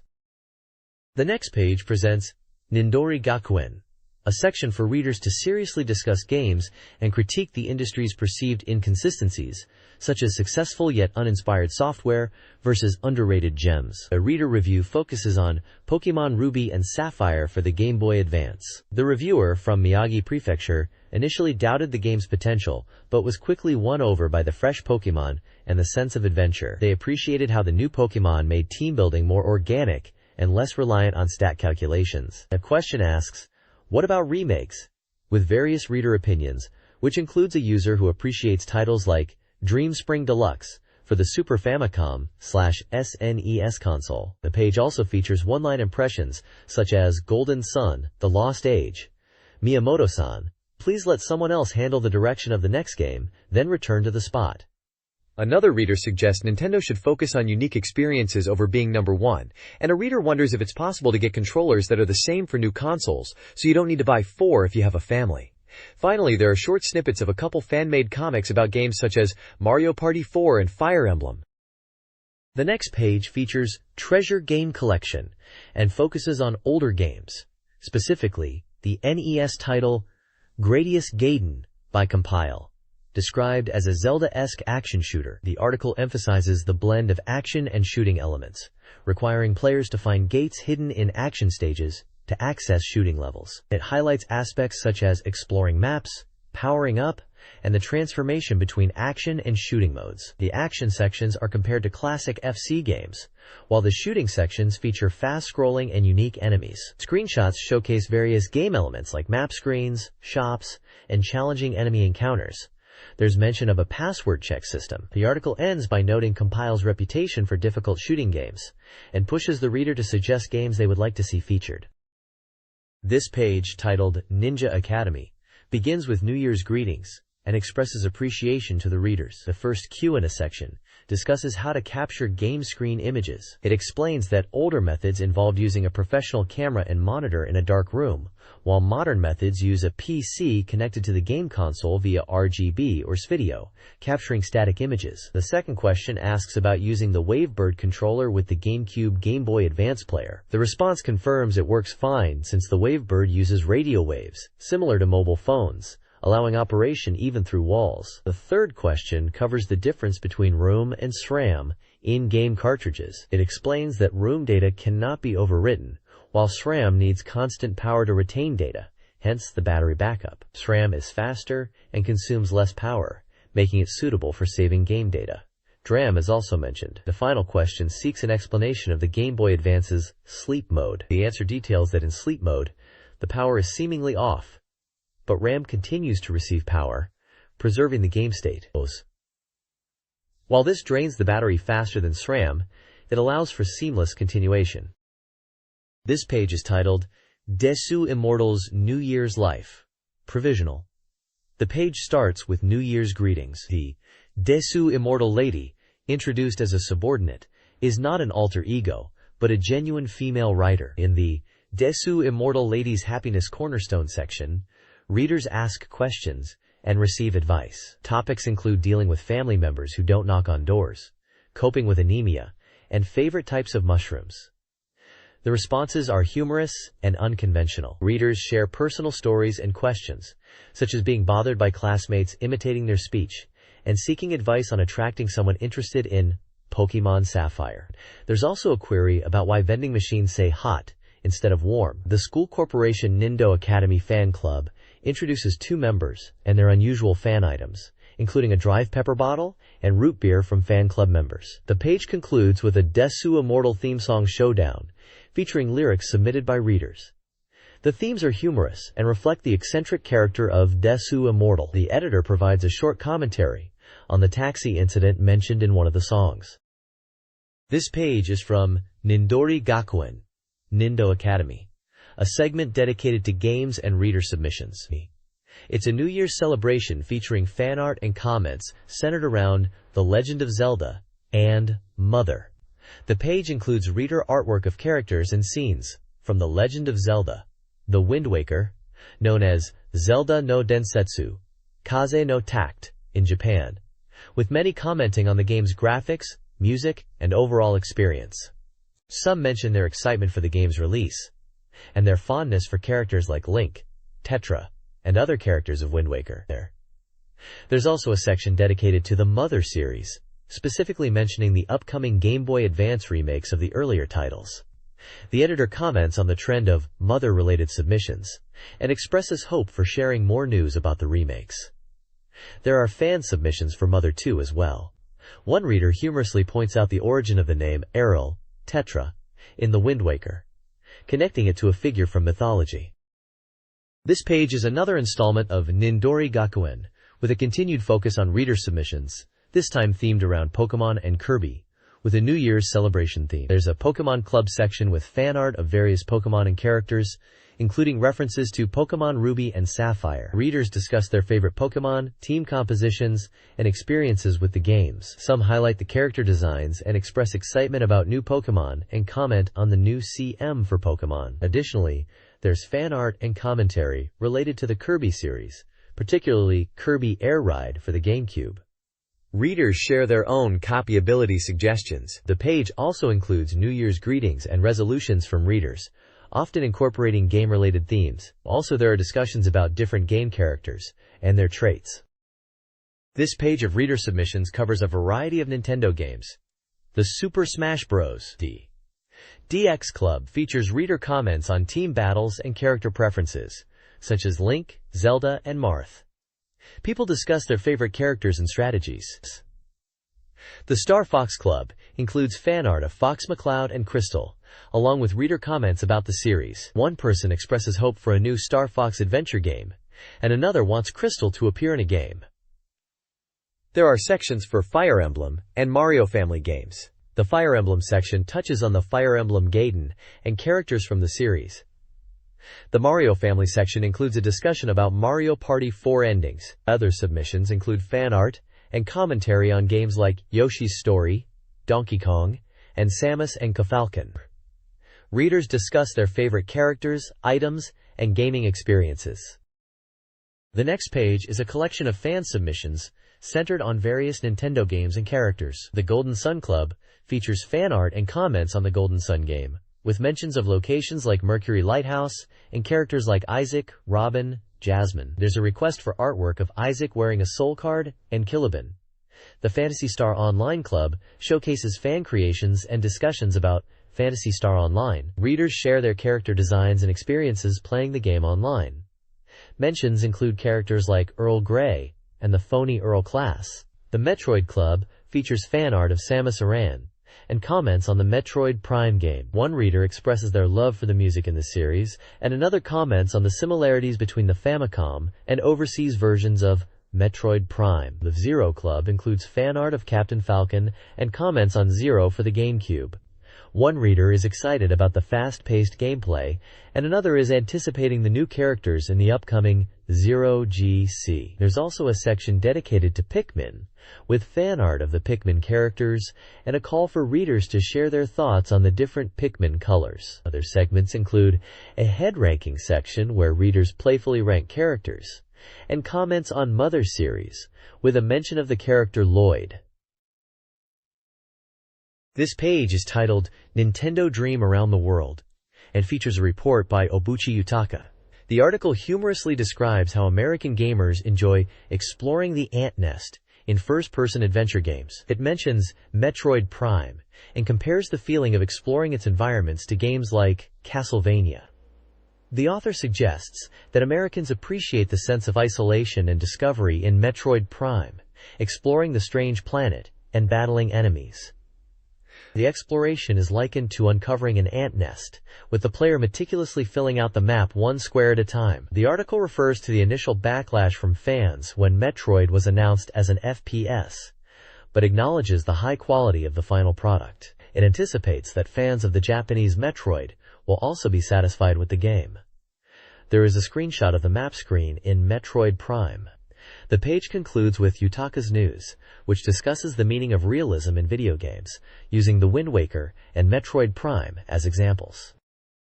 The next page is a section called Game Music Forum, the final installment of an interview with Ayako Saso of SuperSweep. The interview focuses on her work on Final Fantasy Tactics Advance, FFTA.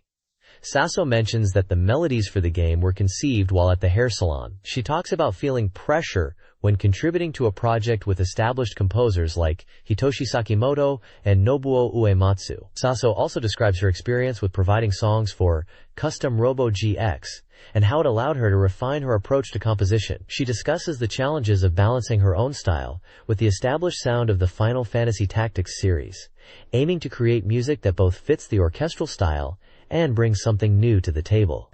Saso mentions listening to a lot of classical music, particularly Beethoven and Mozart. She also enjoys the music of Ravel, Debussy, and Holst, and is a fan of the Star Wars soundtrack. She ends with a message to FFT fans, hoping they enjoy the music and encouraging them to continue supporting her work. Also featured on the page is a promotion for a signed illustration from Ayako Saso. The page finishes with some personal information regarding Ayako Saso, born in 1967 in Miyazaki Prefecture, currently director at SuperSweep. Notable games she has been involved with include Custom Robo V2, Rolling Thunder 2, Technic Beat, Ridge Racer series. This page features the 10-9 Kazoku manga by Hyanon.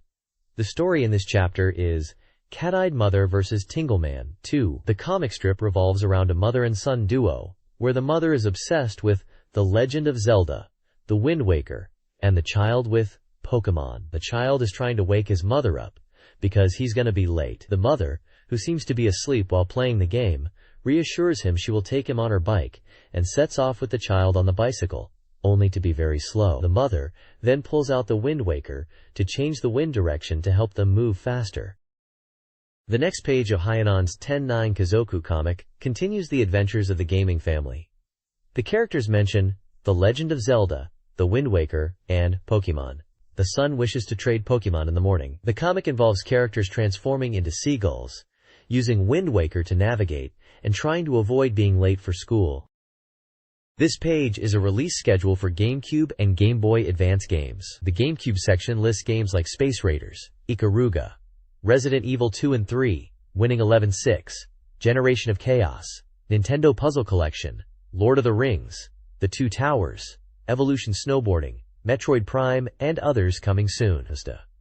These include games like Spider-Man, Harvest Moon, A Wonderful Life, Dokapon DX, Mega Man X, Zero Fighter, Star Wars, Clone Wars, The Baseball 2003, Page N.03, Batman, Dark Tomorrow, Gift Pia, Zero GC, Beautiful Joe, Warriors Blade, and GC Naruto. Further listed are games like Final Fantasy Crystal Chronicles, Mobile Suit Gundam, Shaman King, Chibi Robo, Rune 2, Tales Series, Dead Phoenix, Kirby Air Ride, Mario Golf GC, and Wario World GC coming in the future. The Game Boy Advance section features games such as Disney Sports, Mugen Pork, Inuyasha, Power Pro Kun Pocket 5, Atelier Annie, RPG Tsukuru Advance, Lord of the Rings, Final Fantasy Tactics Advance, Metroid Fusion, and various others, with release dates and prices listed. Games mentioned include 01, Shin Megami Tensei Onimusha Tactics, Pro Mahjong, GBA Naruto Action, and Zoid Saga 2. Finally, the Game Boy Color section lists Kanji Boy 3 and Kirby Family.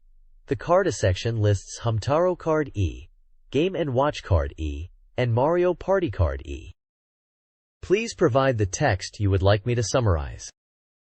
The next page features a muscle examination journal focused on exam-taking strategies with a humorous twist. The muscle character offers advice to students preparing for university entrance exams, with dialogue between him and a character named Okan. Topics include the importance of past exam papers, dealing with test anxiety, and even bathroom breaks during exams. The page lists the winners of a prize draw for Nintendo Dream Volume 80, with prizes including a Nintendo GameCube, Game Boy Advance, wireless controller, GameCube controller, signed copies of Game Boy Advance games like Kirby, Nightmare in Dreamland, and a Kirby mousepad. Other prizes include memory cards, GameCube games like Momotaro Dentetsu 11, and GBA games like K1 Pocket Grand Prix 2 and Best Play Pro Baseball. The winners' names and prefectures are listed such as Akita and Osaka. There is also a section for readers to submit questions and opinions to Nintendo Dream and the Nindori Academy. This page is an interview with the development staff of The Legend of Zelda, The Wind Waker. It features artwork from the game and photos of Eiji Aonuma, Mitsuhiro Takano, Yoshiki Haruhana, and Satoru Takizawa, all key developers. There's a warning that the interview contains spoilers for the game. The page is designed with Wind Waker's art style, and it looks like a zoom-in to get details on the interviewees. The interview is titled Wind Interview Part 2. There is also a section that says Developer Exclusive Interview.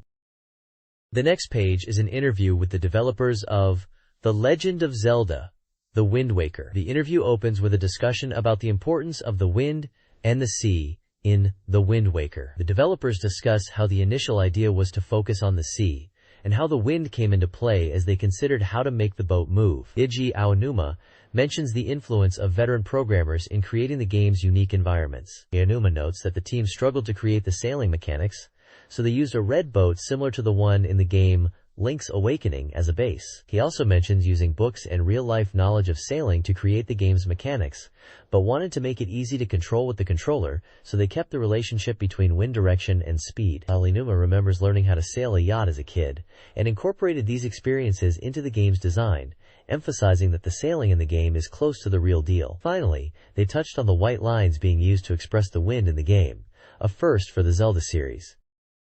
This page features an interview with the developers of The Legend of Zelda, The Wind Waker, discussing the game's development. Aonuma mentions the version shown at E3 had a minigame where players controlled the boat, and they initially underestimated the sea's scale. Exploring the Great Sea feels vast, with distant islands appearing and becoming explorable upon approach. This sense of seamlessness in the world is something they strived for. Takano adds that without this seamlessness, Zelda wouldn't have felt as compelling. Thus, Aonuma recalls that the original goal was to create a seamless experience where players could travel without loading screens. This was a challenge due to the technical limitations, leading to some compromises. Thus, Aonuma describes the team's approach to creating the sea and dealing with the edges of the map. He mentions that they had to balance the size of the sea with the amount of data the game could handle. As for the game's difficulty, Aonuma mentions he wants players to forget about rescuing the princess at times. They also discuss the King of Red Lions, a character that guides Link. Aonuma wanted to include moments where the King of Red Lions would suggest detours, but this idea was discouraged by Miyamoto, who felt that players might find it tedious if they were constantly being told where to go. The interview concludes with a discussion about Miyamoto's involvement in The Wind Waker and the importance of music in the Zelda series. This page continues the interview with the developers of The Legend of Zelda, The Wind Waker. Aonuma explains the implementation of The Wind Waker, initially conceived as a theremin-like instrument. He also mentions how Miyamoto felt the theremin concept was too complex, leading to the adoption of The Wind Waker as a conductor's baton. The team aimed for seamless control, but struggled with balancing ease of use and depth. The developers discuss how the music enhances gameplay, with Kondo Koji leading the sound staff. Aonuma recalls debugging and having the music disappear. He emphasizes the importance of music, referencing familiar tunes from Ocarina of Time and how they are used in shops. They touch on how Wind Waker uses familiar melodies from Ocarina of Time, with Takano noting that series themes are often incorporated. Aonuma mentions the use of music from A Link to the Past in the current game, and they all praise the work of the sound team. A screenshot shows Link at Terry's shop on his boat, with text explaining that familiar music plays there. The next page continues the Wind Waker interview, focusing on the main programmer's theme, rope. Haruhana describes Wind Waker as a culmination of the Zelda series. Aonuma agrees it is a great game. They begin discussing the rope theme and the introduction of new items. The game focuses on wind, sea, and controlling elements. Aonuma explains that in later dungeons, players can control characters other than Link, using the Wind Waker. The seagull becomes important for puzzle solving. Akanuma talks about the Deku Leaf, a new item, initially conceived as a fan. They discuss how players can use it to create gusts of wind. The grappling hook is also discussed, with Aonuma describing it as a new action for Link. They also reflect on the realism of the grappling hook and how it feels to cut things with it. Takano mentions it as an evolution of the hookshot from Majora's Mask. The programmers also discuss how they managed to make the grapple cut other ropes. The team mentions other weapon additions like the cloth on top of the Moblin's weapon, and Aonuma clarifies that the pig transformation from previous games won't be in this installment.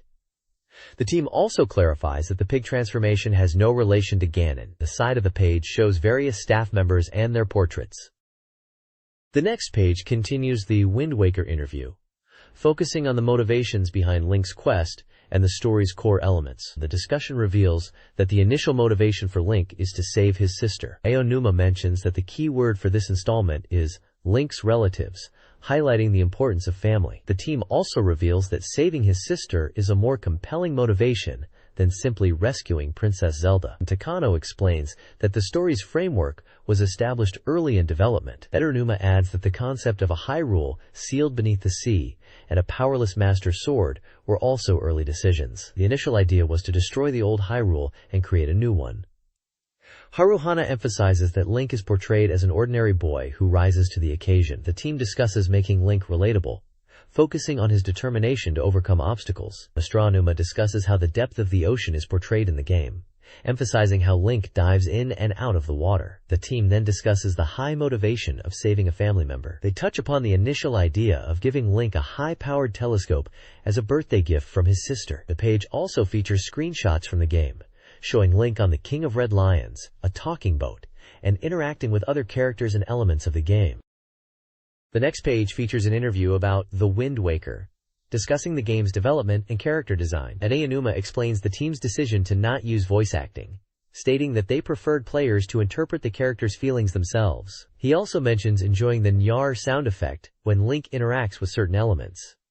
Takano admits he wasn't aware of it until recently. Haruhana expresses her fondness for Medley, while Aonuma talks about the rivalry between the developers of Medley and Makar, highlighting their importance to the game's ending. Aonuma talks about the process of deciding which character would receive the most positive feedback, leading to disagreements between the Makar and Medley development teams. Aonuma mentions how much they enjoy the sound effects for the sinking ship minigame, and enjoy the sound of PSHUN, Dokkan. The team discusses the importance of letting the development team create the game without too much interference, allowing them to come up with unique ideas. Haruhana mentions that she has recently become fond of Medley, and Takizawa has liked her for a while. This page continues the interview about The Legend of Zelda, The Wind Waker, with Aonuma, Takano, and Haruhana. They discuss the challenges and rewards of game development, with Takano mentioning the difficulty and the satisfaction of completing a project. They touch on the fun elements. Aonuma recalls a time when Takano was so engrossed he didn't go home for a while. Haruhana jokingly adds that Takano was missing out on seeing his children. Aonuma remembers a programmer enlarging a crab 10 times its normal size, and the team laughingly speculate about what players might do with it. Aonuma expresses his frustration when he can't fully explore the creative possibilities of the crab, and how it was eventually cut from the game. Takano mentions how he was the only one wearing short sleeves at work, while others were in coats, and how he was shocked to find how cold it had become when he returned home. Aonuma also talks about the team's creative freedom and how they try not to restrict themselves. He says the team absorbs everything, including elements from the minigames, and adds anything is welcome. They finish by stating that the next game will be made by other staff members, and that Aonuma's Zelda is complete. The next page continues the Wind Waker interview with Aonuma, Takano, and Haruhana. Aonuma believes the series will continue and that he wants to be on the side of the player. Takano expresses his love for The Legend of Zelda, A Link to the Past, and his desire to play it like a player again. They then discuss the difficulty adjustment for the game. Aonuma mentions that Miyamoto made adjustments to ensure everyone could reach the end. They discuss the second round after the ending, including new items, additional content, and an increased sense of satisfaction. Aonuma notes that they put a lot of time and effort into this, including using ocarina and then mum. Aonuma jokes that if they mess with the game too much, it'll become a generic TV anime. Haruhana thanks everyone and says that Wind Waker is the end. Aonuma says that he wonders if they can make another one using the same system. Aonuma says if he considers it too seriously, he'll regret it later. There are 2 photos on the page. One features the trio with a Wind Waker poster, and another shows a GameCube with a Zelda game cover. This page dives into a roundtable discussion from the magazine's editorial team about The Legend of Zelda, The Wind Waker. It includes staff members Saoven, Takashima, and Kayan. The conversation opens with New Year's greetings before delving into Wind Waker dangers. Sakoven kicks things off by praising the game, particularly the first half and the sunken game element. The discussion touches on how different generations might perceive the game, with one participant suggesting it resonates strongly with those in their 40s, triggering childhood memories. They talk about the opening sequence, with Hashimoto's complimenting the work of the composer Koji Kondo. Salvin notes that many people were emotionally moved by this section. Kayan mentions the difficulty in stopping humming the melody. The group shares their progress in the game, with some further along than others. Saoven mentions the desire to replay. He further expresses that helping others clear the game doesn't bother him. In fact, he just wants to play it forever. He asks Takashima a shocking question regarding Princess Zelda. A photo shows the editorial team enjoying a meal and drinks. A caption below the photo states, "Delicious dishes further heat up Zelda theory," with text around the image referencing game strategy. Salvin, reminiscing about the childhood game Sunken Game, discusses its appeal in a modern digital format. The conversation shifts to the latest Zelda game, with Kayan's emotional response to a specific element, sparking a discussion about hidden game details, like character names and room designs. Takashima and Saoven explore the emotional impact, referencing Ocarina of Time. The discussion touches on personal connections to characters, game mechanics, like the satisfaction of cutting grass, and the visual style, particularly the emotional impact of the fairies and Link's changing perspective. The page concludes with a large drawing of Ganondorf.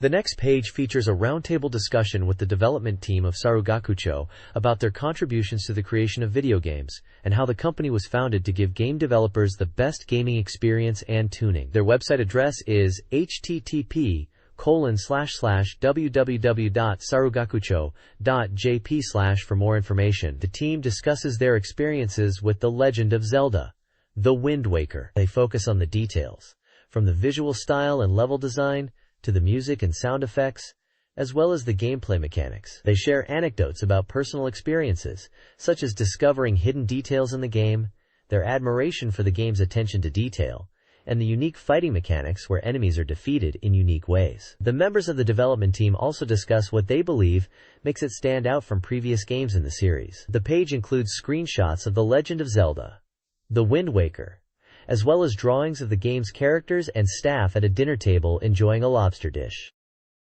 This page continues the roundtable discussion of The Legend of Zelda, The Wind Waker, with the team sharing their thoughts on the game's design and its impact on the industry. They talk about the game's intro being difficult for new players, and the joys of the boss battles. The discussion also touches on the hidden details, like enemy behaviors, and the fun of discovering them. They joke about Link's over-the-top celebratory animations after defeating a boss. The team also share their thoughts on collecting items and what it would be like to have all items at the end of the game, as well as how the development team had a large budget to push the limits of what was possible. Finally, they comment on how the game has influenced other developers and the potential for future Zelda titles. There's also a small image of a golden Mario statue. At the bottom, there's contact information for a restaurant called Sake and Food Umitsu, located in the same building as the editorial department. Nintendo's Ask Nintendo, Q, and a Corner, now in its 8th year, kicks off 2003 with a New Year's message. The feature highlights character data for Darunia, A caring Goron from Legend of Zelda. Ocarina of Time. Nintendo's 2003 plans include pushing new gaming concepts like Animal Crossing Plus and Pikmin. Alongside Mario 128, they emphasize expanding on the GameCube and Game Boy Advance connection. Creating new experiences, the company looks back on 20 years of Famicom-era software development and anticipates a possible 20th anniversary celebration. The article also hints at potential new initiatives under the new president, Mr. Iwata, and includes photos of key figures like Miyamoto. Nintendo's Q&A section addresses reader inquiries about The Wind Waker. Sales are strong, though figures vary by location. Players praise the game's unique style and immersive gameplay. A question about Tingle's CQ reveals its ham radio jargon, and many are connecting their Game Boy Advance to the GameCube to interact with Tingle. Nintendo confirms Metroid Prime is a major 2003 release, alongside F-Zero GC, Star Fox GC, and Final Fantasy Crystal Chronicles. The Nintendo Puzzle Collection is also slated for release. The advert highlights Metroid Prime and the upcoming GBA release of Metroid Fusion on Valentine's Day. An Ask Nintendo Q&A features questions about upcoming sequels and projects. A Pikmin sequel, initially planned for late 2002, may be delayed but is in development. Bowlingual, a dog language translator, shows Nintendo's interest in expanding beyond gaming. Mario 128 is still shrouded in secrecy, but will offer a fresh gameplay experience compared to Mario Sunshine. Information on Giftpia, developed by Skip, creator of Moon, will be released later. Nintendo recognizes a potential weakness in non-essential entertainment products, but sees this as part of their drive for innovation and business expansion. The page includes screenshots and a logo, plus a link to a site where users can submit ideas. This page features several articles and advertisements from a Japanese gaming magazine. There's a pickup section where Satoru Iwata talks about his thoughts on the future of video games, mentioning his earlier prediction about the industry's growth and how Nintendo might be viewed as a company that originally made card games. An Others section discusses the perks of being a Nintendo employee, including birthday gifts like cake or ice cream, and even book vouchers. Apparently, Nintendo employees also receive New Year's money, otoshidama, which is quite generous. The Ask Nintendo Q&A corner includes a reader's question about wanting to see a Game Boy player and GameCube software collaboration. The response says that while there are no concrete plans, the developers are considering various possibilities, and also mentions that Nintendo employees get a work jacket with the Nintendo logo. There are some reader questions answered, like whether Nintendo employees really get New Year's money. The answer is a cheerful yes, and describes the tradition. Another question asks about a person's goals for 2003, with the response being to lose 5 kilograms, around 11 pounds. Lastly, there's an ad encouraging readers to submit questions to Nintendo, with a cartoon of Toad holding a sign, and a cartoon illustration of 3 Nintendo employees, Iwata, Miyamoto, and Sakurai. The next page features a Animal Crossing Town Pride Festa Plus section, inviting players to share their unique villages. It wishes readers a happy new year and encourages them to share their experiences. There are some featured villages from players. One is from Hitenbo from Tokyo, who created a detailed pamphlet showcasing their town's features, including design elements.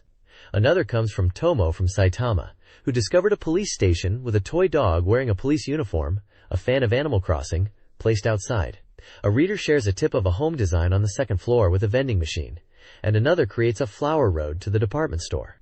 There's also a recreation of a soccer goal using in-game items. A blurb features content from the town guide, including information about garbage days, and a joke about falling into pitfall seeds being a sign of affection. Apparently, Valentine's Day is a very important occasion in the town. This page features reader submissions and international versions of Animal Crossing. First up is a submission from Yuri A. from Happy Village in Aichi Prefecture, who sent in a scroll about 1 meter in length. Before opening it, one must wash their hands and chant Nindoria 3 times. The scroll details the history of Happy Village, which was being overrun by weeds until Yuri A. emerged to plant flowers and eliminate them. Next, Junko T. from Nankoku, Hyogo Prefecture, shares patterns inspired by the Super Mario Sunshine Monty Tribe dress. Palette patterns are also showcased. The international version of Animal Crossing is highlighted, showing differences and new features. The post office has a Cardi reading machine, and Excite Bike is available to play on the GBA. Images show different shop layouts and villager interactions. The police station signage differs from the Japanese version. The page also showcases some of the sheep villagers like Eunice, Vesta, Barbara, Stella, Kashmir, and Wulio, as well as Copper and Booker. Finally, the page advertises a competition with a GameCube bag as a prize, and the Star Fox Adventure t-shirt for every entry. They are looking for videos and photos of villages, layouts, and family gameplay, or creative forest-like designs. The next page is an advertisement for the McDonald's Happy Set, featuring Pokemon cards from January 17th to February 6th. When you purchase a Happy Set at McDonald's, you'll receive an original McDonald's Pokemon card. There are 5 different cards, all featuring Pokemon from Ruby and Sapphire. In addition to the card, you also get a toy in the Happy Set. The cards are limited edition and only available during this period. The Pokemon featured on the cards are Trico, Torchic, Mudkip, Lashas, and Latios. The page also details the Mystic Ticket event, detailing preparation for the cartridge and the Pokemon involved. You need a cartridge and GBA. This event was available at the Next World Hobby Fair, with distribution limited to the first 5,000 people daily, and at Pokemon Centers from February 3rd to March 2nd. To participate in the event, you need to collect 5 badges, enter your profile in Tuca City, and trigger the mysterious event. This page is a mix of Pokemon-related content.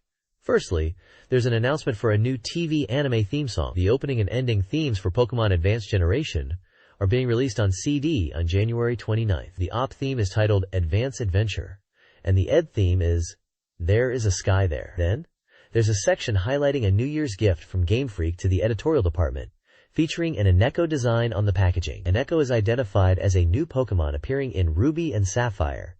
The page also features Pokemon Center merchandise, specifically Pokemon doll badges and handkerchiefs. The badges feature various Pokemon and cost 180 and 680 yen. The handkerchiefs have a checkered border and cost 450 yen each and feature a single point embroidery. Finally, there's a column called Pokemon Episode, focusing on the Tane and Pika's Genuine Challenge. The column recounts an episode from the 64 Mario Stadium program's Pokemon League Corner, where the editorial staff member K, inside a Pikachu costume, gave advice. The column shares anecdotes about the challenges of live commentary and the need for Pokemon knowledge, referencing a Mystic Ticket video from the first broadcast. The next page is titled Capcomania Volume 11, a collaborative project between Capcom and Nindori, seeking questions and illustrations. The page delves into the Capcom 4th Development Division, showcasing the work environments of creators involved in 5 new GameCube titles, specifically focusing on the desks of Mikami, Kobayashi, and Shibata. Featured are comments and photos of various staff members. Shinji Mikami, director of PN.03 and producer of Killer 7, is shown with his cluttered desk. Hiroyuki Kobayashi, producer of Biohazard 4 and PN.03, is also pictured with his desk adorned with a PN.03 illustration and Gundam Xeon flags. Yo Shibata, director of Biohazard 4, is seen at his tidy desk. The page highlights gifts from the 3 Capcom staff members. Shinji Mikami offers a Biohazard wristwatch, a limited edition Barry Burton model. Hiroyuki Kobayashi provides a set of non-sale goods. Yo Shibata gifts a copy of the novel Phantom with his signature. This page has several segments of gaming news, starting with the DVD release of the Resident Evil movie on January 24th, featuring interviews and behind-the-scenes footage. A promotional giveaway offers a Resident Evil Zippo lighter to 3 lucky winners. The Kei Osawa's Irregular Serial Naniwa Pilgrimage Volume 02 section highlights interesting and unusual sights in Osaka, from a rocket in an underground shopping street to rooftop observation decks. A frog-shaped recycling bin resembling a Mega Man series object is also featured. There is an offer for New Year's special Otoshidama presents, featuring Catan merchandise, crystal game pieces, the board game itself, and a Catan t-shirt. The page then showcases Capcomania and features fan art of the characters, Kuroe Miyuki and Skullman, Street Fighter characters, and one from the Ace Attorney series. Lastly, there is an advert for Capcom Information Box, a mobile content service offering game news, events, and downloadable content. It features Mega Man Battle Network 3 for the Game Boy Advance, and provides access methods for various mobile platforms, like iMode and Joaski. The page ends with a list of access methods for various mobile platforms like iMode and Jansky. The next page kicks off a new corner featuring the Sega development team pitted against the magazine's editors in Super Monkey Ball 2 party games, with Ake taking on the challenge. The editors, led by Takashi and Nenmatsu, face off against Muscle Yurin. Next is Monkey Golf 2, where you navigate 18 courses using 13 clubs. The game evolved from the original putt-putt golf version, with intricate in-courses. The magazine editors are challenging United Game artists known for Space Channel 5 amongst other titles, UGA.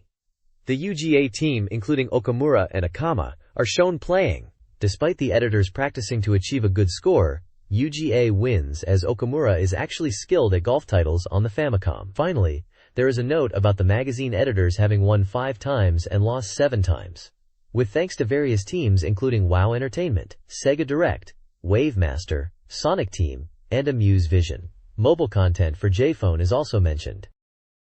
The next page is an interview with United Game Artists, UGA, the developers behind Space Channel 5, featuring UGA's public relations representative, Okamura. The interview discusses their games and work culture. UGA's president, Mizuguchi, and game analyst Hirabayashi host a radio show called Rajiat that features guests from various genres. The interview touches on Space Channel 5 and its popularity among both casual gamers and dedicated fans, including unexpected demographics like parents playing with their children. The mobile version of Space Channel 5 for JPhone is highlighted, with users enjoying the ranking system after calls. Okamura shares that UGA incorporates pantomime into their company culture. This is to help designers better understand human emotion and how it translates into character movements. UGA employs an animation supervisor and professional pantomime artist who conducts workshops for the staff. Looking ahead to 2003, Okamura expresses excitement about new projects UGA is working on and hopes to deliver them to fans soon. The page also highlights Space Channel 5 series as a title, and the game Res, the JSki content, Yura's Channel J, which offers JPhone content like games, wallpapers, and ringtones. A card game called Two Pair Suspicion is featured, along with a mode to win coins and exclusive wallpapers. Finally, there is a special section on Sonic Team's IAPP, Sonic Cafe, Amigo's heart-throbbing compatibility check, where you can check your compatibility with Amigo. This page is a collection of fan-submitted artwork with a New Year's theme. The page is titled New Year's Special, Happy New Year, and features a collection of illustrations from different contributors. The submissions include artwork of Link and Saria in traditional Japanese clothing, Link dressed in samurai armor, sheep-costumed versions of Link and Errol, and an image with a collection of characters including Pikachu and characters from other games. There's also a contribution that features the character Zenigame, Squirtle, in a New Year's display, and art showcasing Kirby. The page encourages readers to look forward to a great year. The next page showcases fan-submitted New Year's artwork for 2003, including characters from Nintendo games. There are illustrations of Link and Kirby, F-Zero's Captain Falcon, and a New Year's-themed Pokemon piece with characters dressed in Mareep costumes. Also featured are images of characters from Mega Man Battle Network, Star Fox, Mother 2, Earthbound, and Animal Crossing. Several illustrations are of Link and Zelda in traditional Japanese attire.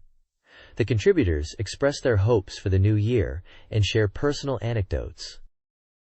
This page is a collection of fan-submitted artwork featuring characters from various Nintendo games, primarily The Legend of Zelda, The Wind Waker. One artist's illustration captures the essence of the game, and another shows Link with a red mark, humorously attributed to spilled tea. There are also renditions of Link in different art styles, including some anime-inspired versions. Other games are also represented, with pieces featuring characters from Final Fantasy Crystal Chronicles and the Mega Man Battle Network series. Some fans share their personal experiences and feelings about the games, such as expressing excitement for The Wind Waker or reminiscing about older Zelda titles. The next page is a collection of 4-panel comic strips created by fans, primarily centered around characters from the Legend of Zelda series. One comic depicts Link using the Wind Waker to control the wind, humorously illustrated as Wind Control. Another showcases a playful interaction between Link and a character from Final Fantasy Crystal Chronicles. And another shows fan artwork and comics with Link, Dark Link, Zelda, and other characters. There are also some characters shown from Fire Emblem. The fans express their appreciation for different aspects of the games, such as the quirks of certain items or the relationships between characters. This page showcases fan art titled Illustration High-Rise Apartment Building, featuring various Nintendo characters and games. Several artists are highlighted with their artwork and comments. One artist drew their favorite characters from Super Smash Bros. DX. There is artwork of characters from Chrono Trigger and Star Fox. Also featured are drawings of characters from The Legend of Zelda, Ocarina of Time, Majora's Mask, and the original Legend of Zelda. Pokemon is represented with a drawing of a girl holding a Torchic. Other games and characters depicted include Mega Man, Bloody Roar, and Harry Potter. There are also joint artwork pieces featuring Fire Emblem characters, and another featuring Kirby and Falco. The art styles range from traditional drawings to digital illustrations, and many artists express their love for specific characters or game series. The next page features fan art submissions for the Illustration High-Rise Apartment Building section, focusing on art from artists under 10 years old. Several drawings depict characters from games like Mario, Kirby, and The Legend of Zelda. One features a drawing of Link and Zelda. Some artists share what inspired them and what they think of each character. There is also a letter that gives praise to another artist and their Fire Emblem illustration. The page also features the submission guidelines for fan art and states the deadline for submissions. A message encourages those with a rank to write their rank on the back of their illustrations. Finally, a list of promoted members is shown with their respective ranks and the names of the people who feature in such and such context. This page features a retrospective on the Metroid series, specifically Metroid Fusion. It touches upon the discovery of the Metroid organism on planet SR-388 and its potential for exploitation. The page mentions the bounty hunter Samus Aran's role in thwarting those plans. Further investigation by the Galactic Federation reveals the Metroids are still active underground. Samus is dispatched to eradicate them. The article details the evolution of the Metroid through various forms and showcases the Alpha, Gamma, Zeta, and Omega Metroid, each with its own unique characteristics and attack methods. It also briefly mentions the Queen Metroid and the means to defeat her. The end of the article details Samus's encounter with a Metroid larva, which imprints on her. The next page is titled Bowser Club Favorite Choice and presents reviews for two games, Defender for the GameCube and The Three Stooges for the Game Boy Advance. Defender is touted for its meticulous graphics and operability, emphasizing the visual prowess and craftsmanship of the game, its unique feel, but also notes the high difficulty. The Three Stooges is reviewed for its odd humor. It highlights the bizarre minigames and that the game is of poor quality. One minigame involves collecting money to save an orphanage, while other minigames are bizarre, like throwing pizzas and pies. Overall, the reviewer found the game to be of low quality. The next page shows a comic strip featuring characters discussing a series of strange events. In the first panel, someone is showing a video of vertical meteors witnessed across Japan. Another character speculates if this is some kind of omen. One suggests commissioning an investigation. It's revealed that Samus Aran has already been tasked with investigating. They are going to verify eyewitness accounts, and the team leader indicates the area around the impact site is suspicious. Then he says, "For now, let's start the investigation." The next page continues the comic strip, where the character in the yellow hat remarks on a cracked object, finding it suspicious. He then declares, "In times like these, it's rolling bomb time." In the next scene, another character in robotic armor is seen returning home with groceries. He happily thinks to himself, "I got good sea urchin today, so dinner will be curry." Suddenly, he kicks the blue ball. Surprised, he exclaims, "I hit it!" before the ball opens up, leading him to wonder, "What?" This page is a continuation of the comic. The armored figure from the previous page is hurt. He spots the yellow hat and wonders if anyone is around. He picks it up, clearly confused. We then see him carrying a baguette, and a speech bubble indicates that he's going to keep the dropped hat a secret. There's also a note mentioning that the comic's title is Stubbornness Samus, a joke. Next we see a red and blue character, possibly a boss, looking dazed. Finally, the armored figure returns home, announcing, "I'm home."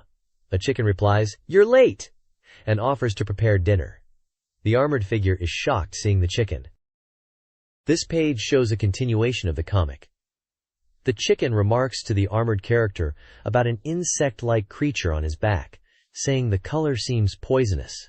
The armored character is disgusted and asks for it to be removed later. The red and blue character from before wonders where he is, as the armored character struggles to free himself, and he questions what's happening. In the final panel, we see a character with a wind-up key on their head, standing near a sign that reads, "Do not pick up. Danger," next to a box. The text at the bottom says, "To be continued." The next page dives into the hidden titles within Sonic Mega Collection, revealing their unlock methods. First up is Flicky, a classic arcade port where you guide lost Puyo chicks, avoiding Nyan cats and bringing them home. To unlock it, your Sonic Adventure 2 battle save data needs to be on a memory card, or you must boot up Eggman's Mean Bean machine over 30 times. Next, there's Comic Zone, where you play as comic book artist Turner, battling through manga panels to return to reality. To unlock it, enter ZZZ, up up up, down down down, LRZ, at the manual selection screen, and you should hear a sound. Then there's the Ooze, a C-developed action game, where you are a liquid form. The trick is to go to the option screen and enter up L, down R, up Z, down L, up R, down Z, and you should hear a sound. Finally, Rystar, a Latiera Genesis side-scrolling action game, where Rystar explores 7 unknown planets. To unlock it, you need to boot up Blue Sphere, Knuckles in Sonic 2, Sonic 3, and Knuckles, and Flicky over 30 times each.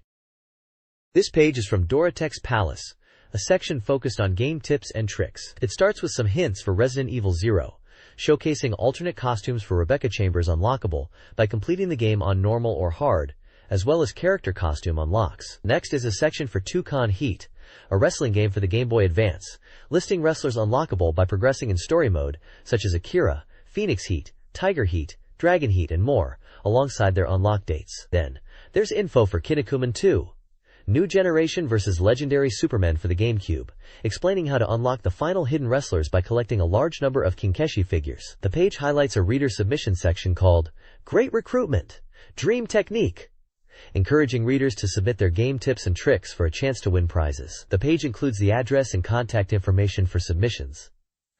Lastly, there's a small section focusing on Super Smash Bros. DX for the GameCube, featuring an intense air battle match type. The next page features New Soft Flash, introducing 1080° Silverstorm for the Nintendo GameCube. It emphasizes the revival of the popular 64 snowboarding game on the new console, with enhanced graphics and smooth controls. The page highlights the snowy environments and cool tricks players can perform in halfpipe courses. Screenshots showcase the gameplay with a focus on speed and trick execution. It also shows a female snowboarder character. The game is slated for a winter release and supports 12 players. This page is also part of New Soft Flash and focuses on Exciting Legend Noah Dream Management, a simulation game for the Game Boy Advance, where you manage the Noah Wrestling Organization as both president and wrestler. The game involves a weekly schedule where you train, book matches, review financial reports, scout new talent, and invest in facilities. You'll need to keep your fans happy by researching their needs and managing your fan club. You'll also negotiate contracts with wrestlers and try to keep them satisfied. The page shows screenshots of the various menus and gameplay, including training regimes, stadium building, roster management, and match booking. Wrestlers like Mitsuharu Misawa, Kenta Kobashi, Akira Taue, and Toshiaki Kawada are featured. It shows example battles and special moves. The next page is also part of New Soft Flash and is about Dragon Quest Monsters, Caravan Heart, for the Game Boy Advance. It highlights the game's feature of adventuring with up to 12 companions in a caravan. The page shows screenshots of gameplay, including the world map and interior scenes. Kiefer from Dragon Quest V2 appears as a child protagonist. The page details the heart system, which is used for monster enhancement. Instead of the traditional breeding system, you can now use monster hearts, obtained from battles, to power up your monsters. The character Foz, from Dragon Quest V2, who is the god that controls the fate of people's jobs, is present and performs the transmigration ritual. There is a section explaining that using one heart on a slime will turn it into a healer slime with the heal ability. 2 hearts, such as those of a Killer Machine 2 and a Sword Dragon, can create a Dragon Machine, a new monster. The type of heart used greatly affects the transformation. This page continues the New Soft Flash section and features 2 Nintendo GameCube games and one Game Boy Advance game. First up is Zero Pilot, Zero Fighter Squadron, a flight shooting game where you can pilot over 33 types of aircraft, including the Zero Fighter and the Hellcat. The mission mode lets you participate in historical battles, and your performance can alter the course of history. Next is Zero One for the Game Boy Advance, an adventure game with unexpected twists. The protagonist gets caught up in various incidents, from weapons smuggling rings to giant robots, with mini-games interspersed throughout. The next page is an advertisement for a Kuru Kuru Paradise strategy guidebook, an action game for the Game Boy Advance. Priced at 950 yen, the 96-page guide includes maps and tips for difficult minigames. It also covers adventure and challenge modes, with course-specific strategies and minigame tactics. A release date for the guide is listed as January 17th, and an upcoming strategy guide for The Legend of Zelda, The Wind Waker, is teased for January 25th with a bonus C-chart poster. The page also lists prices for other Nintendo games, including Luigi's Mansion and Eternal Darkness for the GameCube, and Golden Sun for the Game Boy Advance. This page is a Nintendo GameCube software catalog, showcasing upcoming titles. The page starts with an overview of how to read the catalog, explaining the color-coded genre indicators, information layout, and the meaning of the new mark. The catalog features a variety of games, including The Lord of the Rings, The Two Towers promising 3D action, Spider-Man said to have 20 stages, Rollorama, the fate of which is uncertain, Mega Man X, Command Mission, PN.03, Beautiful Joe, Wario World, Soul Calibur 2, Sonic Adventure 1, Virtua Fighter Quest, Final Fantasy Crystal Chronicles, Rune 2, Giftpia, Tales Series, New RPG, Resident Evil 2 and Resident Evil 3, Nemesis, which are said to be complete ports, and Batman Dark Tomorrow. The next page is a continuation of the Nintendo GameCube software catalog.